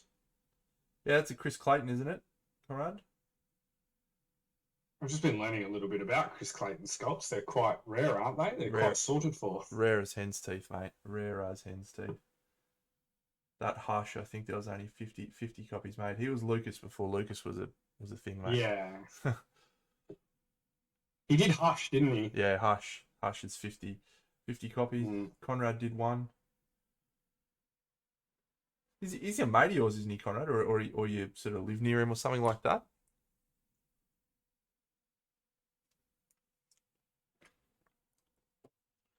Where's Conrad? Europe or States? UK. No, he's in the UK. UK. Yep.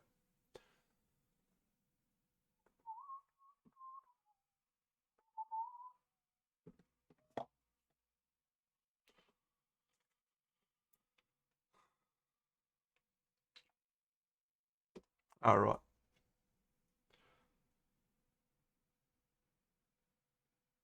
Whereabouts are you, Conrad, in UK? Like what?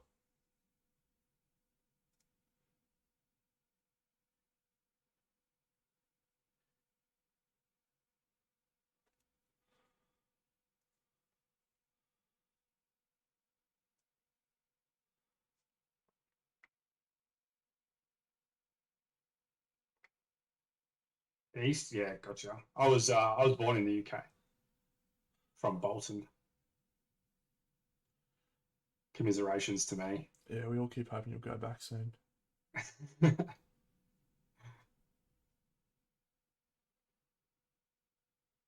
don't want me, mate. First gen convict.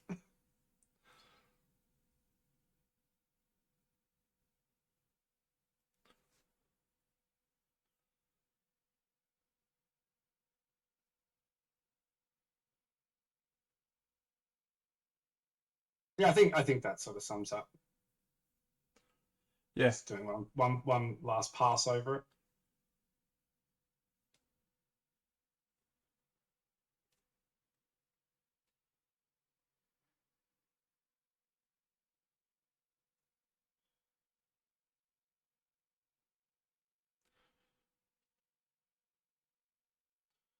It's a bang, Conrad. You'll do well. Is it for competition? Is yeah, it? I think he's taking it to World Model World? Expo. Yeah. No.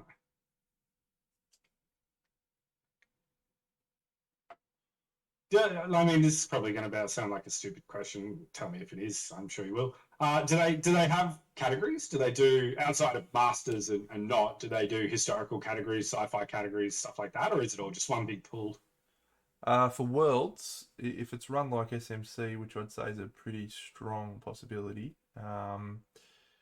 it's split into fantasy and historical, and then they'll have a masters and a standard categories for both.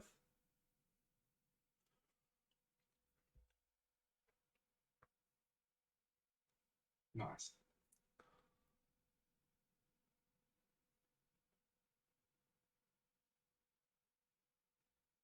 I backed the Art of Kickstarter today. Yeah. Grabbed all three of them. Nice.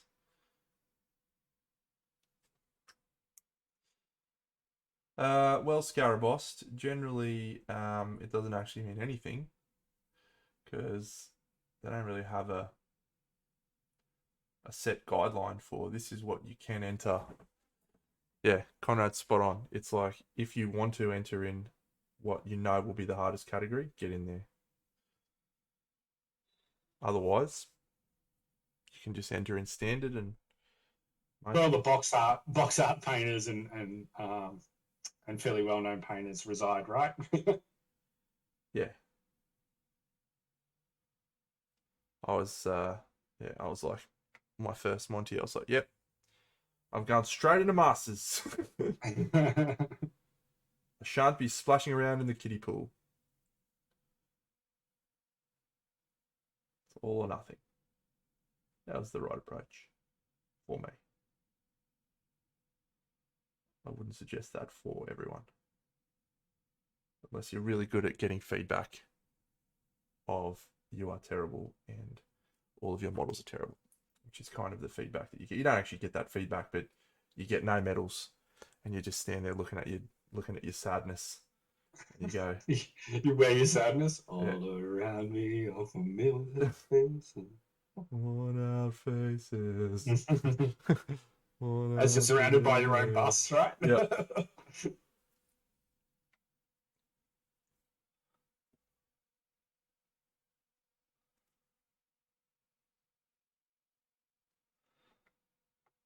hoping that Chaos Black Spray, is going to pull its weight and fill in all those little inconsistencies between paint that's come off and paint that's refusing to come off. Well, I tell you this, Chaos Black Spray is the best. It is, isn't Anyone it? who's like, oh, you can just get the same effect with like Rust-Oleum or whatever, mate, you're wrong. You're wrong. Yana, you are wrong. Yeah, it's one of those not takes, isn't it? Yeah. You got hot takes, that's a not take. It's just so much better than everything else I've tried. And I have tried other ones.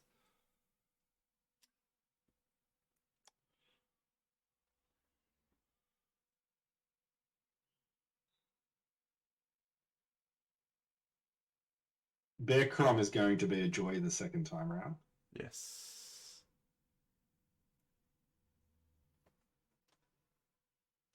Maybe I'll just make it Ben.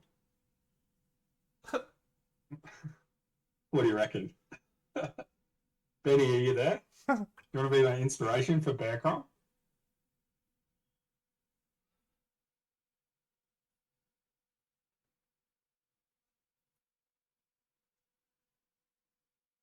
Send me on some inspo, mate. Some action shots, shirtless, lifting big boulders, swinging the sword around the back, getting towed up by bunny and lightsaber battles. And life.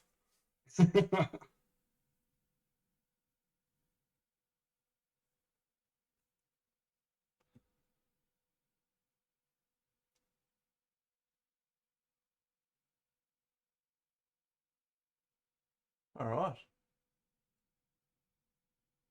I think this guy looks pretty sick.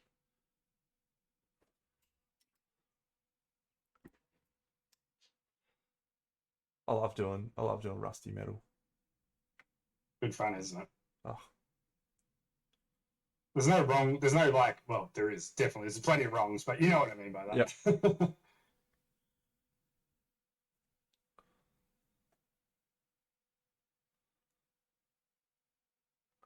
So has anyone else got anything for us in the chat? Any whips or anything or feedback? Loops say one or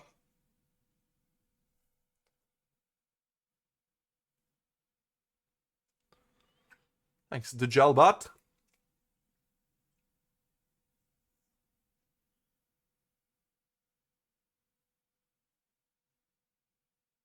see you, mate.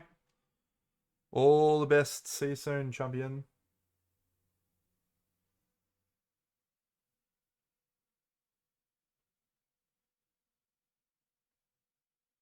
Got nothing. Maybe we went too hard last week, mate.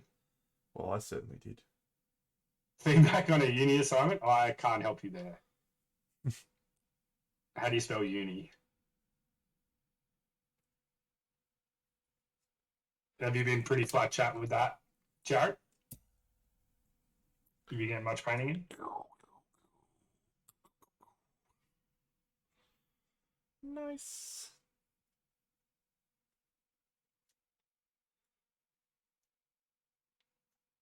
Let's do a little walkthrough of all the figures. Oh, actually, you know what I have to do? That sounds like the uni that I would subscribe to, but Loco El Taco, get into it, mate. Painting's the best fun. Don't cut your finger off like I did. do something mischief, mate. Oh, I'll tell you what. I'll tell you this story. So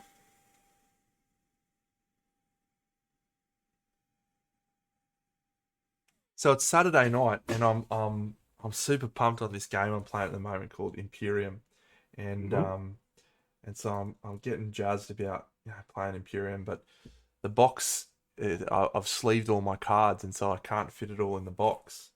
Yeah.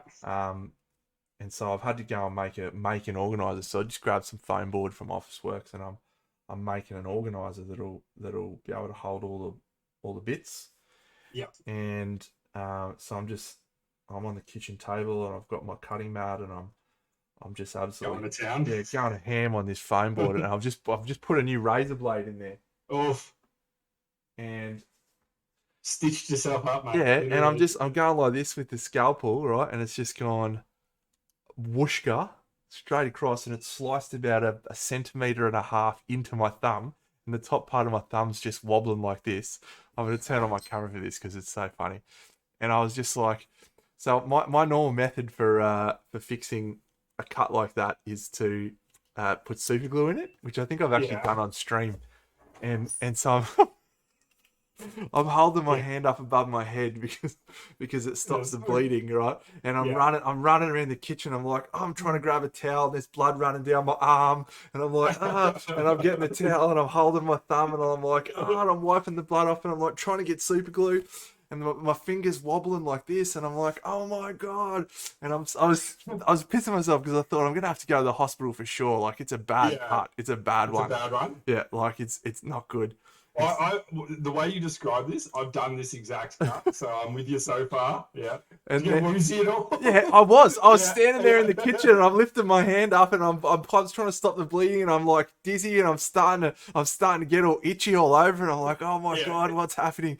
And so then I'm like, no, I'm gonna super glue it together. It'll be fine. So I'm grabbing the super glue, and I'm trying to super glue my hand while it's up in the air, while blood's running down my finger, and I'm spraying, accelerant on there, and it's going real hot as it dries super quick, and then my finger's hurting. I'm like, and then there's still blood coming out, so I put more super glue on, and I'm just, anyway, it was about 10 minutes of just absolute frenetic energy of this is real bad.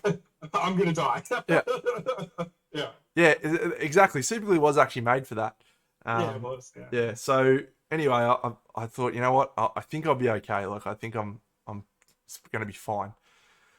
So yesterday I pulled the band-aid off, and I peeled off the super glue that had dried, that was on there, and sort of it looks pretty bad, but I put some fresh super glue that wasn't covered in blood. Reapplied, and then put another band-aid on, and it's okay.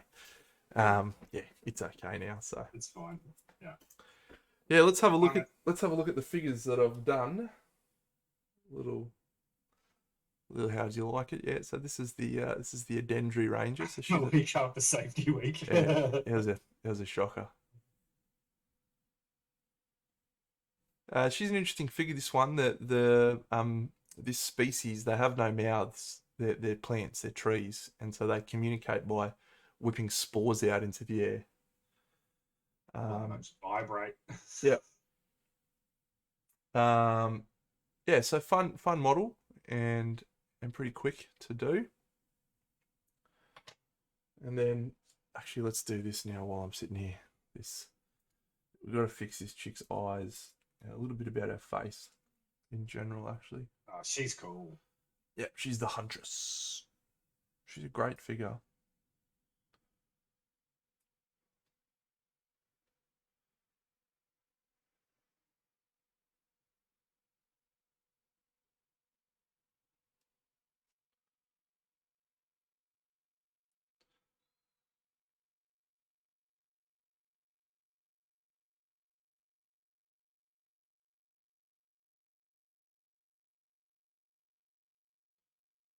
Mm-hmm.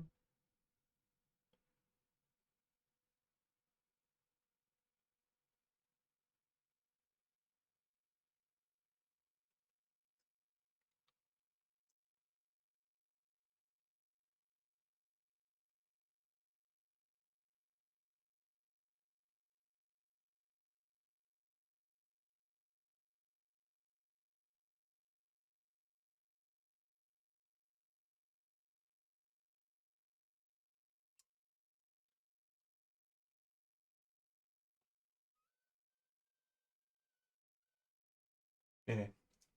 I texted my girlfriend. I was like, oh, maybe I should have gone to the hospital. Messed up. And she's like, what did you do? Oh, I sort of cut my finger. She was like, you're an idiot. What do you mean you put super glue on? I was like, yeah, just put some super glue on. It'll be fine.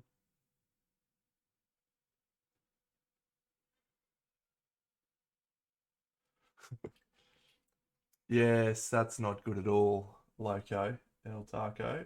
I do not think that sounds fun. Yeah, there's no gluing that up.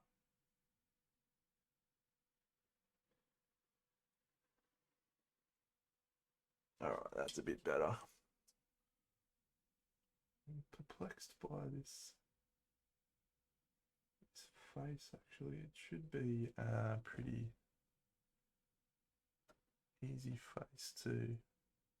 The wad of blue tack that I'm going to need to hold Bear Crom in place on a painting handle is absurd.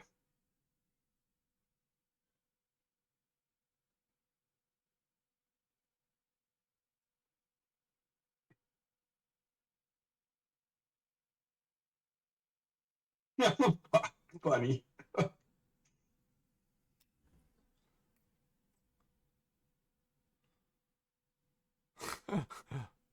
Yeah, I know someone who's you might even know him as well. Don't know, he was famous for cutting off his finger with a saw while building a table. Feldmay, wasn't it? No. It was a Reichardt. Oh yeah, that's right. Yeah, right. Yeah. Right. Yeah.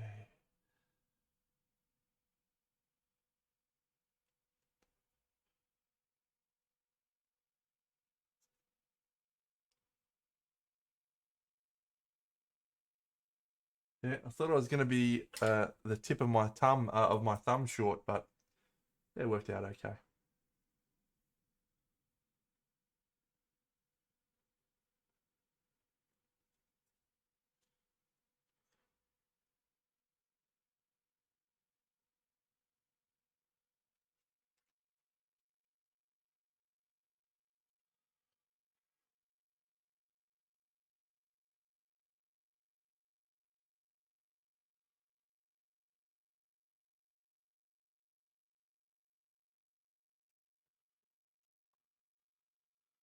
Yes, the blade. I'm going to paint a Blood Bowl team this week. Oh yeah. Yeah, I'm going to paint some Wood Elves. There's a really nice War Dancer in there. I want to play some Blood Bowl. I've been playing some Blood Bowl 7s. It's good fun. You played the online version? I think the first game, but I haven't played like the newer versions. Yeah, It's pretty much exactly the same. Thunder, thunder, thunder, thunder cats.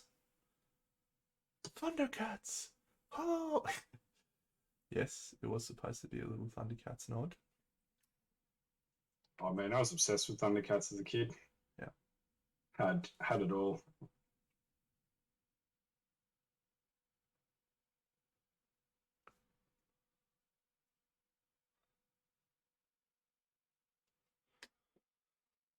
How good's that face, by the way? Oh, get in. It's an old song. Yep, so there's the blade, and then this is the cur. Is it a female or is it a male? It's a male. That's a dude, yeah, he's a dude. This one is my favourite, I think, so far. Moon Knight. Mm-hmm.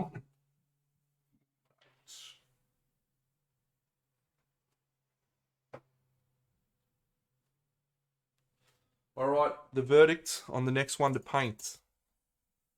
We'll have a vote right now between these two. The witch or the priest on the warden, sorry, on Wednesday night stream. Everyone gets a vote. Witch. We'll vote for the witch. next The witch. 30 seconds. Come on, everyone. Back in the witch.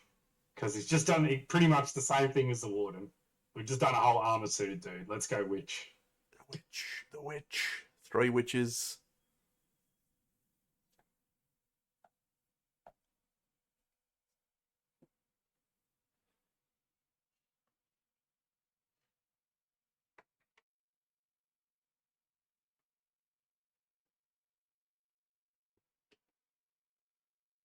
G'day, Jan. Conrad gets a witch. Another witch. Honey Bunny. It's the witch for sure, pal. Witch. We got. Nice little OSL piece. Yeah, let's go a brunette. We can go a brunette. I wouldn't mind doing a redhead. Actually, I haven't painted a Redhead. for a while. I'll have a redhead. But like real red, like not strawberry red. Yeah, Auburn, like a redhead. Yeah. My girlfriend's a redhead. I like redheads. All right, warden it is. Suck shit. No, just kidding. No, we'll do the witch. So I'm going to do this one off stream. So this is the Grove Maiden, and then her Ancient Guardian Protector chap. It's pretty awesome. So did you get did you like full all in this? Did you get everything? Yeah, Yeah. I got everything you can purchase. Yeah. Under the sun. Someone asked me before what I used to fill in the bases, and I apologize I didn't answer then. I was distracted. I use a material called Need It. You can buy it from Bunnings, person who asked this question, who's probably not still here. It is a 2-part epoxy. I think I have some here. I do. It looks like this. It's called Need It. Oh, you magnetized them, did you? Yeah. So the Need It is a 2-part epoxy polymer something. You mix it together in equal parts. It is very, very smelly, and you don't get much working time at all. So I'll explain what I do because it's a bit inefficient, but it is the best method I've come up with so far. I use a metal ruler, and I'll smush this down, and then I'll wet the metal ruler and I'll just like rub it like this and get it as smooth as possible, and then I'll just let it dry. And then it only takes like 5 seconds of sanding to get it really smooth. Yes, I've magnetized everyone.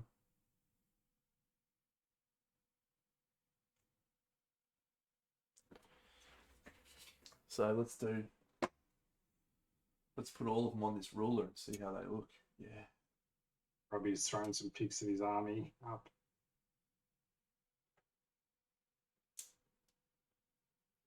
So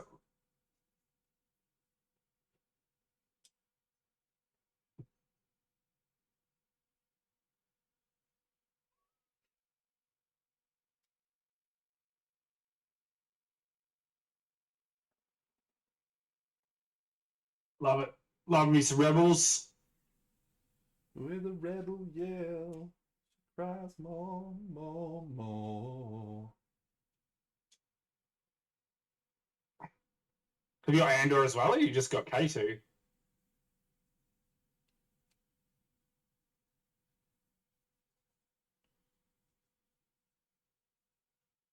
A lovely looking army, bud. Right, there's Andor. Sorry, just yeah, keep clicking. This looks pretty cool, actually. Yeah, actually, I pulled out Cassian. I pulled out Cassian, K2, and Obi-Wan actually to potentially have a paint of over the next little bit, just to embrace the Star Wars with a friend of ours who loves Star Wars more than anything. What do you think of this, Sparks? Let me have a look, sir. Yeah, look at that. I hadn't seen that purple character with the the glaive. He's a legend. The Harbinger. Yeah, looking good, pal. Gonna be a great game to play. Mate, your gaming group's spoiled. They are. Really are. They are. Every time I'll paint an army and they'll be like, yeah, man, fucking Deno, do you want to paint these models for us to play with? I'm like, yeah, maybe. They keep asking me to do Marvel United. I might end up doing it. Yeah, how cool is this figure? I'd like to paint a couple of Marvel United characters, but not a whole set. Yeah, that guy's cool. What is he? Is he avian? Is that what he is? Or is he wearing a mask? He's got a skull mask. He is avian, yeah. He's actually an avian. But his little thing fell out.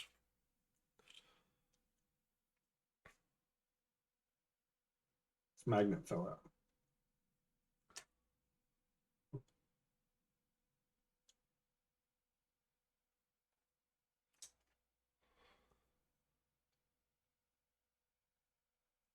Crisis Protocol. Well, Robbie, look, he's very close. He's on the line for Crisis Protocol. I am on the line. I've nearly gone into Crisis Protocol on several occasions. And I have all the terrain done for Crisis Protocol, and I've got half of a faction sort of, or half a crew painted.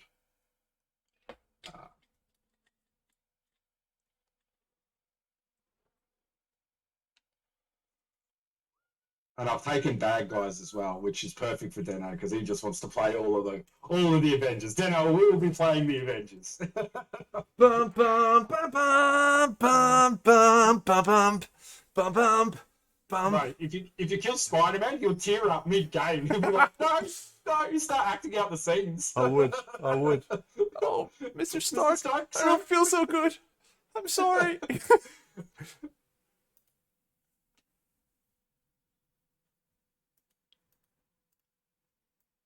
Yeah, I don't know if you saw this, friends, in the chat. Here you go. I posted this already, but it's pretty good. I'm looking at your potato army photos now, Robbie's hobbies. Yep, they are bad photos, mate. Well done. But they're good models, it looks like. I'm not really that keen on Star Wars like some other people.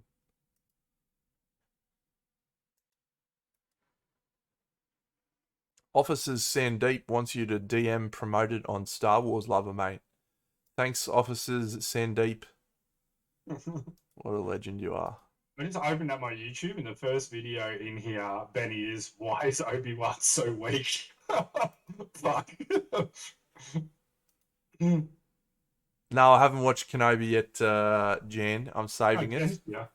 I'm saving it Good for idea. when I feel like watching it. I'm too busy watching Stranger Things. I'm jazzed for Stranger Things. No, actually, the majority of my focus is on these figures at the moment. So send me to channel and report them for missing. It's stupendous wave, dude. I don't know if it's gonna stick. He's a pretty big YouTuber. I did actually watch a Star Wars video today. It was how Star Wars would have gone if the stormtroopers could aim. Some guy's done a really good cut. It's very actually. I watched two funny videos, Bucks. I'll show you the two funny videos. I'll go to my history. Yeah. I'll post them in the chat because they're very, very amusing.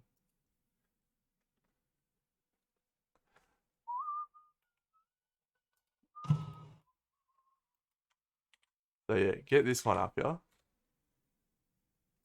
That one is Batman, the new Batman, but with the old Adam West Batman. And then this one is if stormtroopers could aim. And that one cracked me up. That's a good video.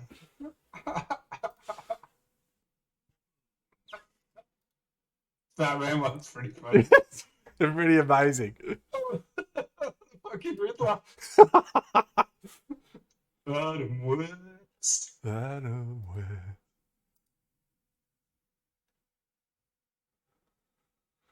Ah.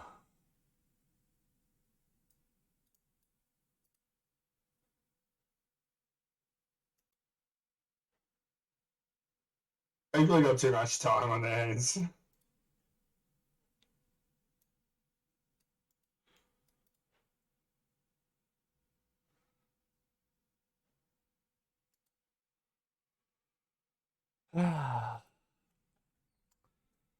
The internet.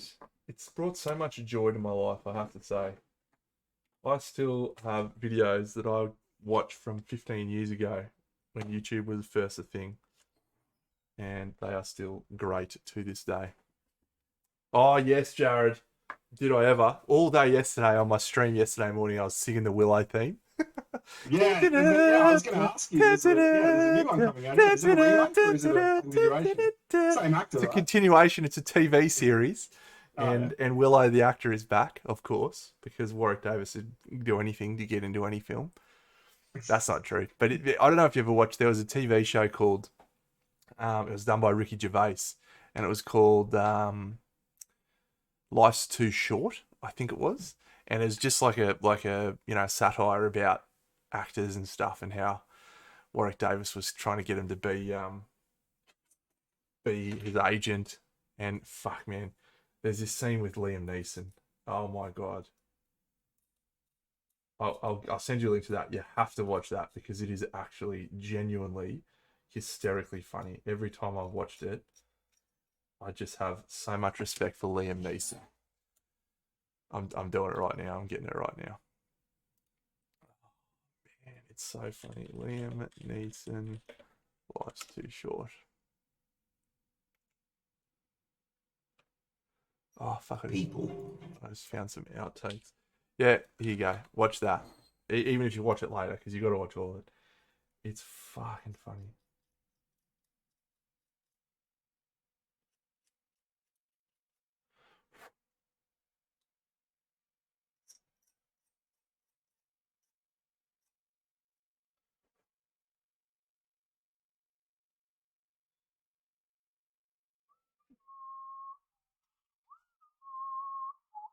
Yeah.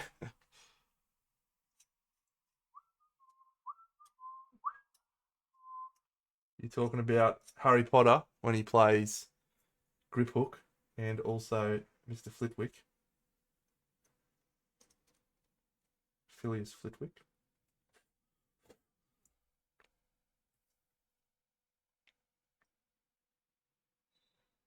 I'm a funny guy, Hunter.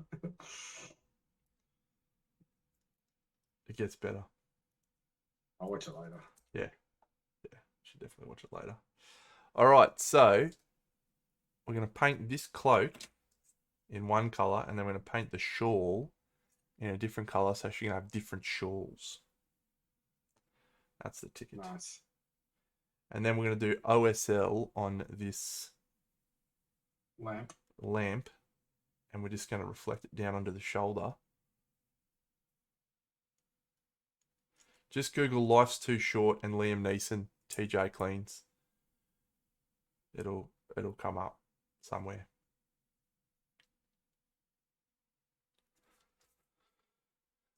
Let's have a look. Actually, I'll grab the little box of toys. She's got quite a collection of shawls that she carries along the road with.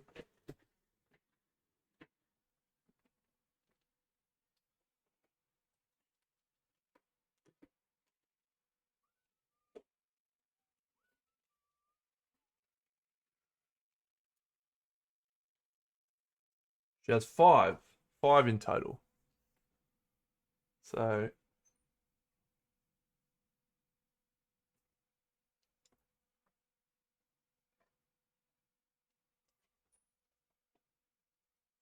this one's pretty great. This one's a little skull stick. I like that one. This one's a little bird stick. I also like that one. Some of the little weapon add-ons are so good. These daggers, That one's cool. Yeah, the daggers look so good, man. And then this The one's raven. Yeah, the raven's good. But check out these daggers, man. Ha ha!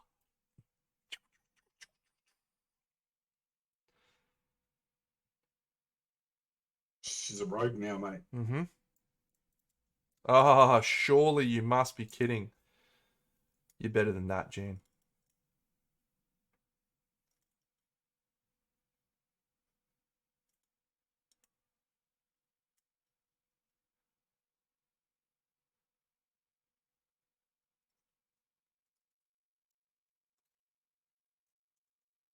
This one's great. Look at this one. Yeah, that's cool. I wonder how much that gap's going to annoy me in general. 2 out of 10. Mm. Because when they're all done, you won't see it. Mm. You'll be playing games. Yep. And that's the great leveler is like once you're mid game, you know what I mean? You're like, man, why was I fussed about half of this shit? I'm having fun. Looks good. Done. Yep.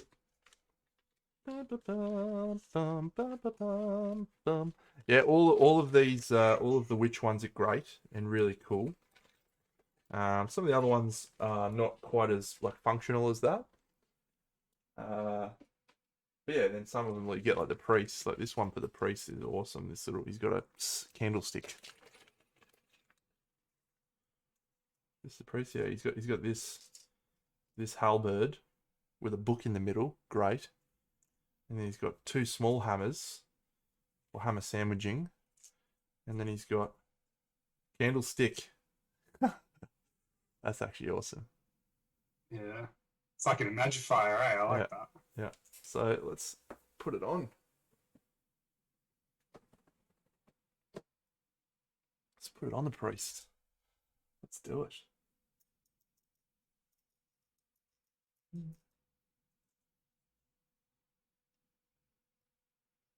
Hammer sandwich. That's a... Probably will actually paint that. So that's a bit of a loose.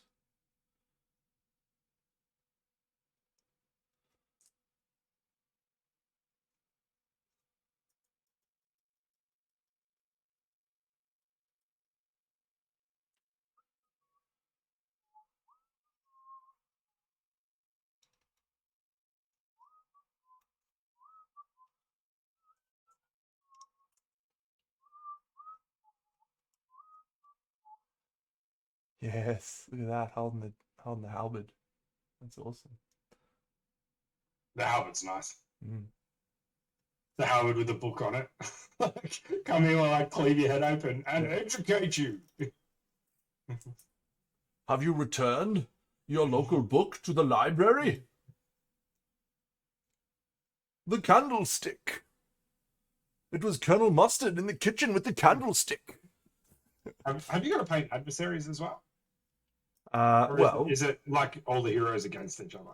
No, there is absolutely adversaries, and they are some sick models, but so I don't know if I've told you too much about the game, but the way the game works is that there's a story that you're following. You're investigating some murders and some stuff that's happening in the Deepwoods, which is a giant forest that's overtaken the land, and no one knows why. I imagine we'll find out. I have no idea. And so the way that the game has been created is every single villain, every single monster that you might encounter is in a secret box. Yeah. It's Kickstarter only, Robbie's hobbies. So the only monster that I know of anything about is the one that they've shown off in all of the basic videos, which is called the Broodmother, which is a giant rat.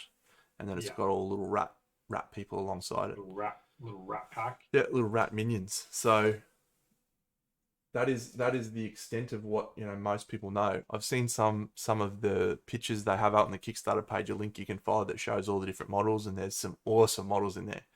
But they're all hidden behind boxes, so you won't actually know anything about what they are until you get to that part in the story. That's pretty cool. So I'm in a bit of a conundrum as to whether I open them, paint them, so that when I play with them for the first time, they're painted. No, you should just open them at the start of the week before your gaming group. Yeah, but you know what I mean. Like, I'm gonna play it by myself, man. And, yeah. And well, I'm gonna play it with my game group as well, but I'm gonna play it by myself. And when I play it by myself, I don't do well at waiting. So I feel like the right thing to do is pull them all out, paint everything, and then play with them. I'm not sure yet. I haven't decided. All right, Wednesday night, we're going to paint the witch. If you tease it out, it could be kind of cool though, right? Even for yourself. Well, start of the week, you can pop a box and be like, "Oh, what have I got this week?" What most people are doing that have talked about it is that what most people are planning is to go one night, fight the boss that you've played, and then do the story for the next night, or do the story after that, unlock the next box, and then go paint the model the next day before you do the next mission. Yeah. So you find out about all of the monsters as you open each box. Nice. So I might try and do that. But my plan, I'm going to film. I'll see you next week, chat, when he's opened all the boxes and has attempted to paint all of them. Yeah. I'm probably gonna do it. I'm probably just gonna open them all and be like, yeah, I'm fucking these mold lines up, QJ. There was no conviction in your voice whatsoever. It was like, I'm just bad. I'm just bad at patience. And I want to paint it. I want to film my campaign. I want to film the campaign and that'd be way better if they were all painted. So the dongos. Is that us, QJ?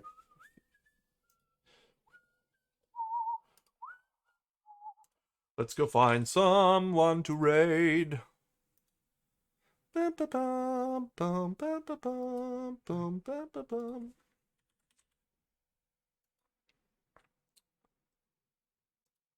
All right, who is out and about? Ooh, Tobias Fate Plus, Age of Sigmar. Haven't seen that guy before. Tobias I'll be making Fate. some of those myself, not to that scale, but Tobias Fate is an I've ex-League made of some small Legends ones streamer. for my, Is he? He's got for 21,000 followers. this He army. does. He's a big time player. I don't think I need to raid him. Well, it says it's in 1080p for me. I've already got the bases for them too. The not the actual like ground bases, but the Gangplank raid. frame Wonder if we should raid him and show him what a real painter looks like. airship. You suck, Tobias. Make terrain for D&D. Oh, that's cool. Yeah, yeah. Mate, he's going ham on sanding a little I shield. have no interest in playing D&D, but I would like to create stuff for that for sure. Son, come on, mate. You do not need to sand that shield. It's the side of the shield. No one sees that. Just make a load of cool shit. That'd be fun. Oh, Still is on. Mini Matties is on. He's doing a chibi Geralt of Rivia. It'd be fun. Let's go have a look at that. Just realised I'm not showing this on the screen. Not that one. Oh, what was that? That was a bit sneaky. Just a little Bobby Dazzler. That A little chibi was Geralt. awesome. Boy, oh boy, no. He's a cool dude, this guy, Mini Matties. You need Yeah, that's a people, fun little chibi. gaming club. You gotta meet people. You gotta talk to them. I would. Is this guy still... Are you still sanding your little things, mate? Other Come on, human son. Beings are the start to your D&D, campaign. Look at this guy. Look at this. Mate, I don't want to play D&D ever. I want to play Warhammer. I'm pretty sure That's my jam. Great on that, baby. wow. Yeah, so I think he's probably still a big League of Legends YouTuber because this is his second channel. Yeah. Oh, sorry, yeah, Twitch streamer for League. Tupperware box, yeah. What's this lady? Oh, she's painting something. German? I should just drop in there and be like, how you going, mate? Do you want to learn how to paint? Big Denno's here. Go see Man Baby, man. Man Baby? Yeah, cruise up a bit. Who's Man Baby? A little bit. Yeah, you just down one. There he is. Man Baby Monday. The real random. Yeah, shan't be doing that. Shan't be doing that. Once bitten, twice shy, pal. Let's... that guy. Oh, let's go raid Mini Matties, eh? Far out. Yeah. I'll never forget that guy.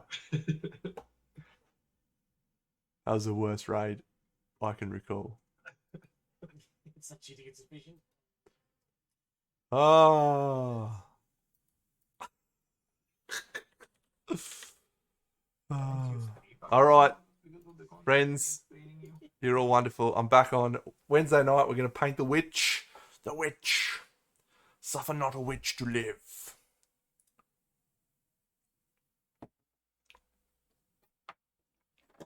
Yeah, your champions. See you then. See you, Bucks. See you, everyone. See ya.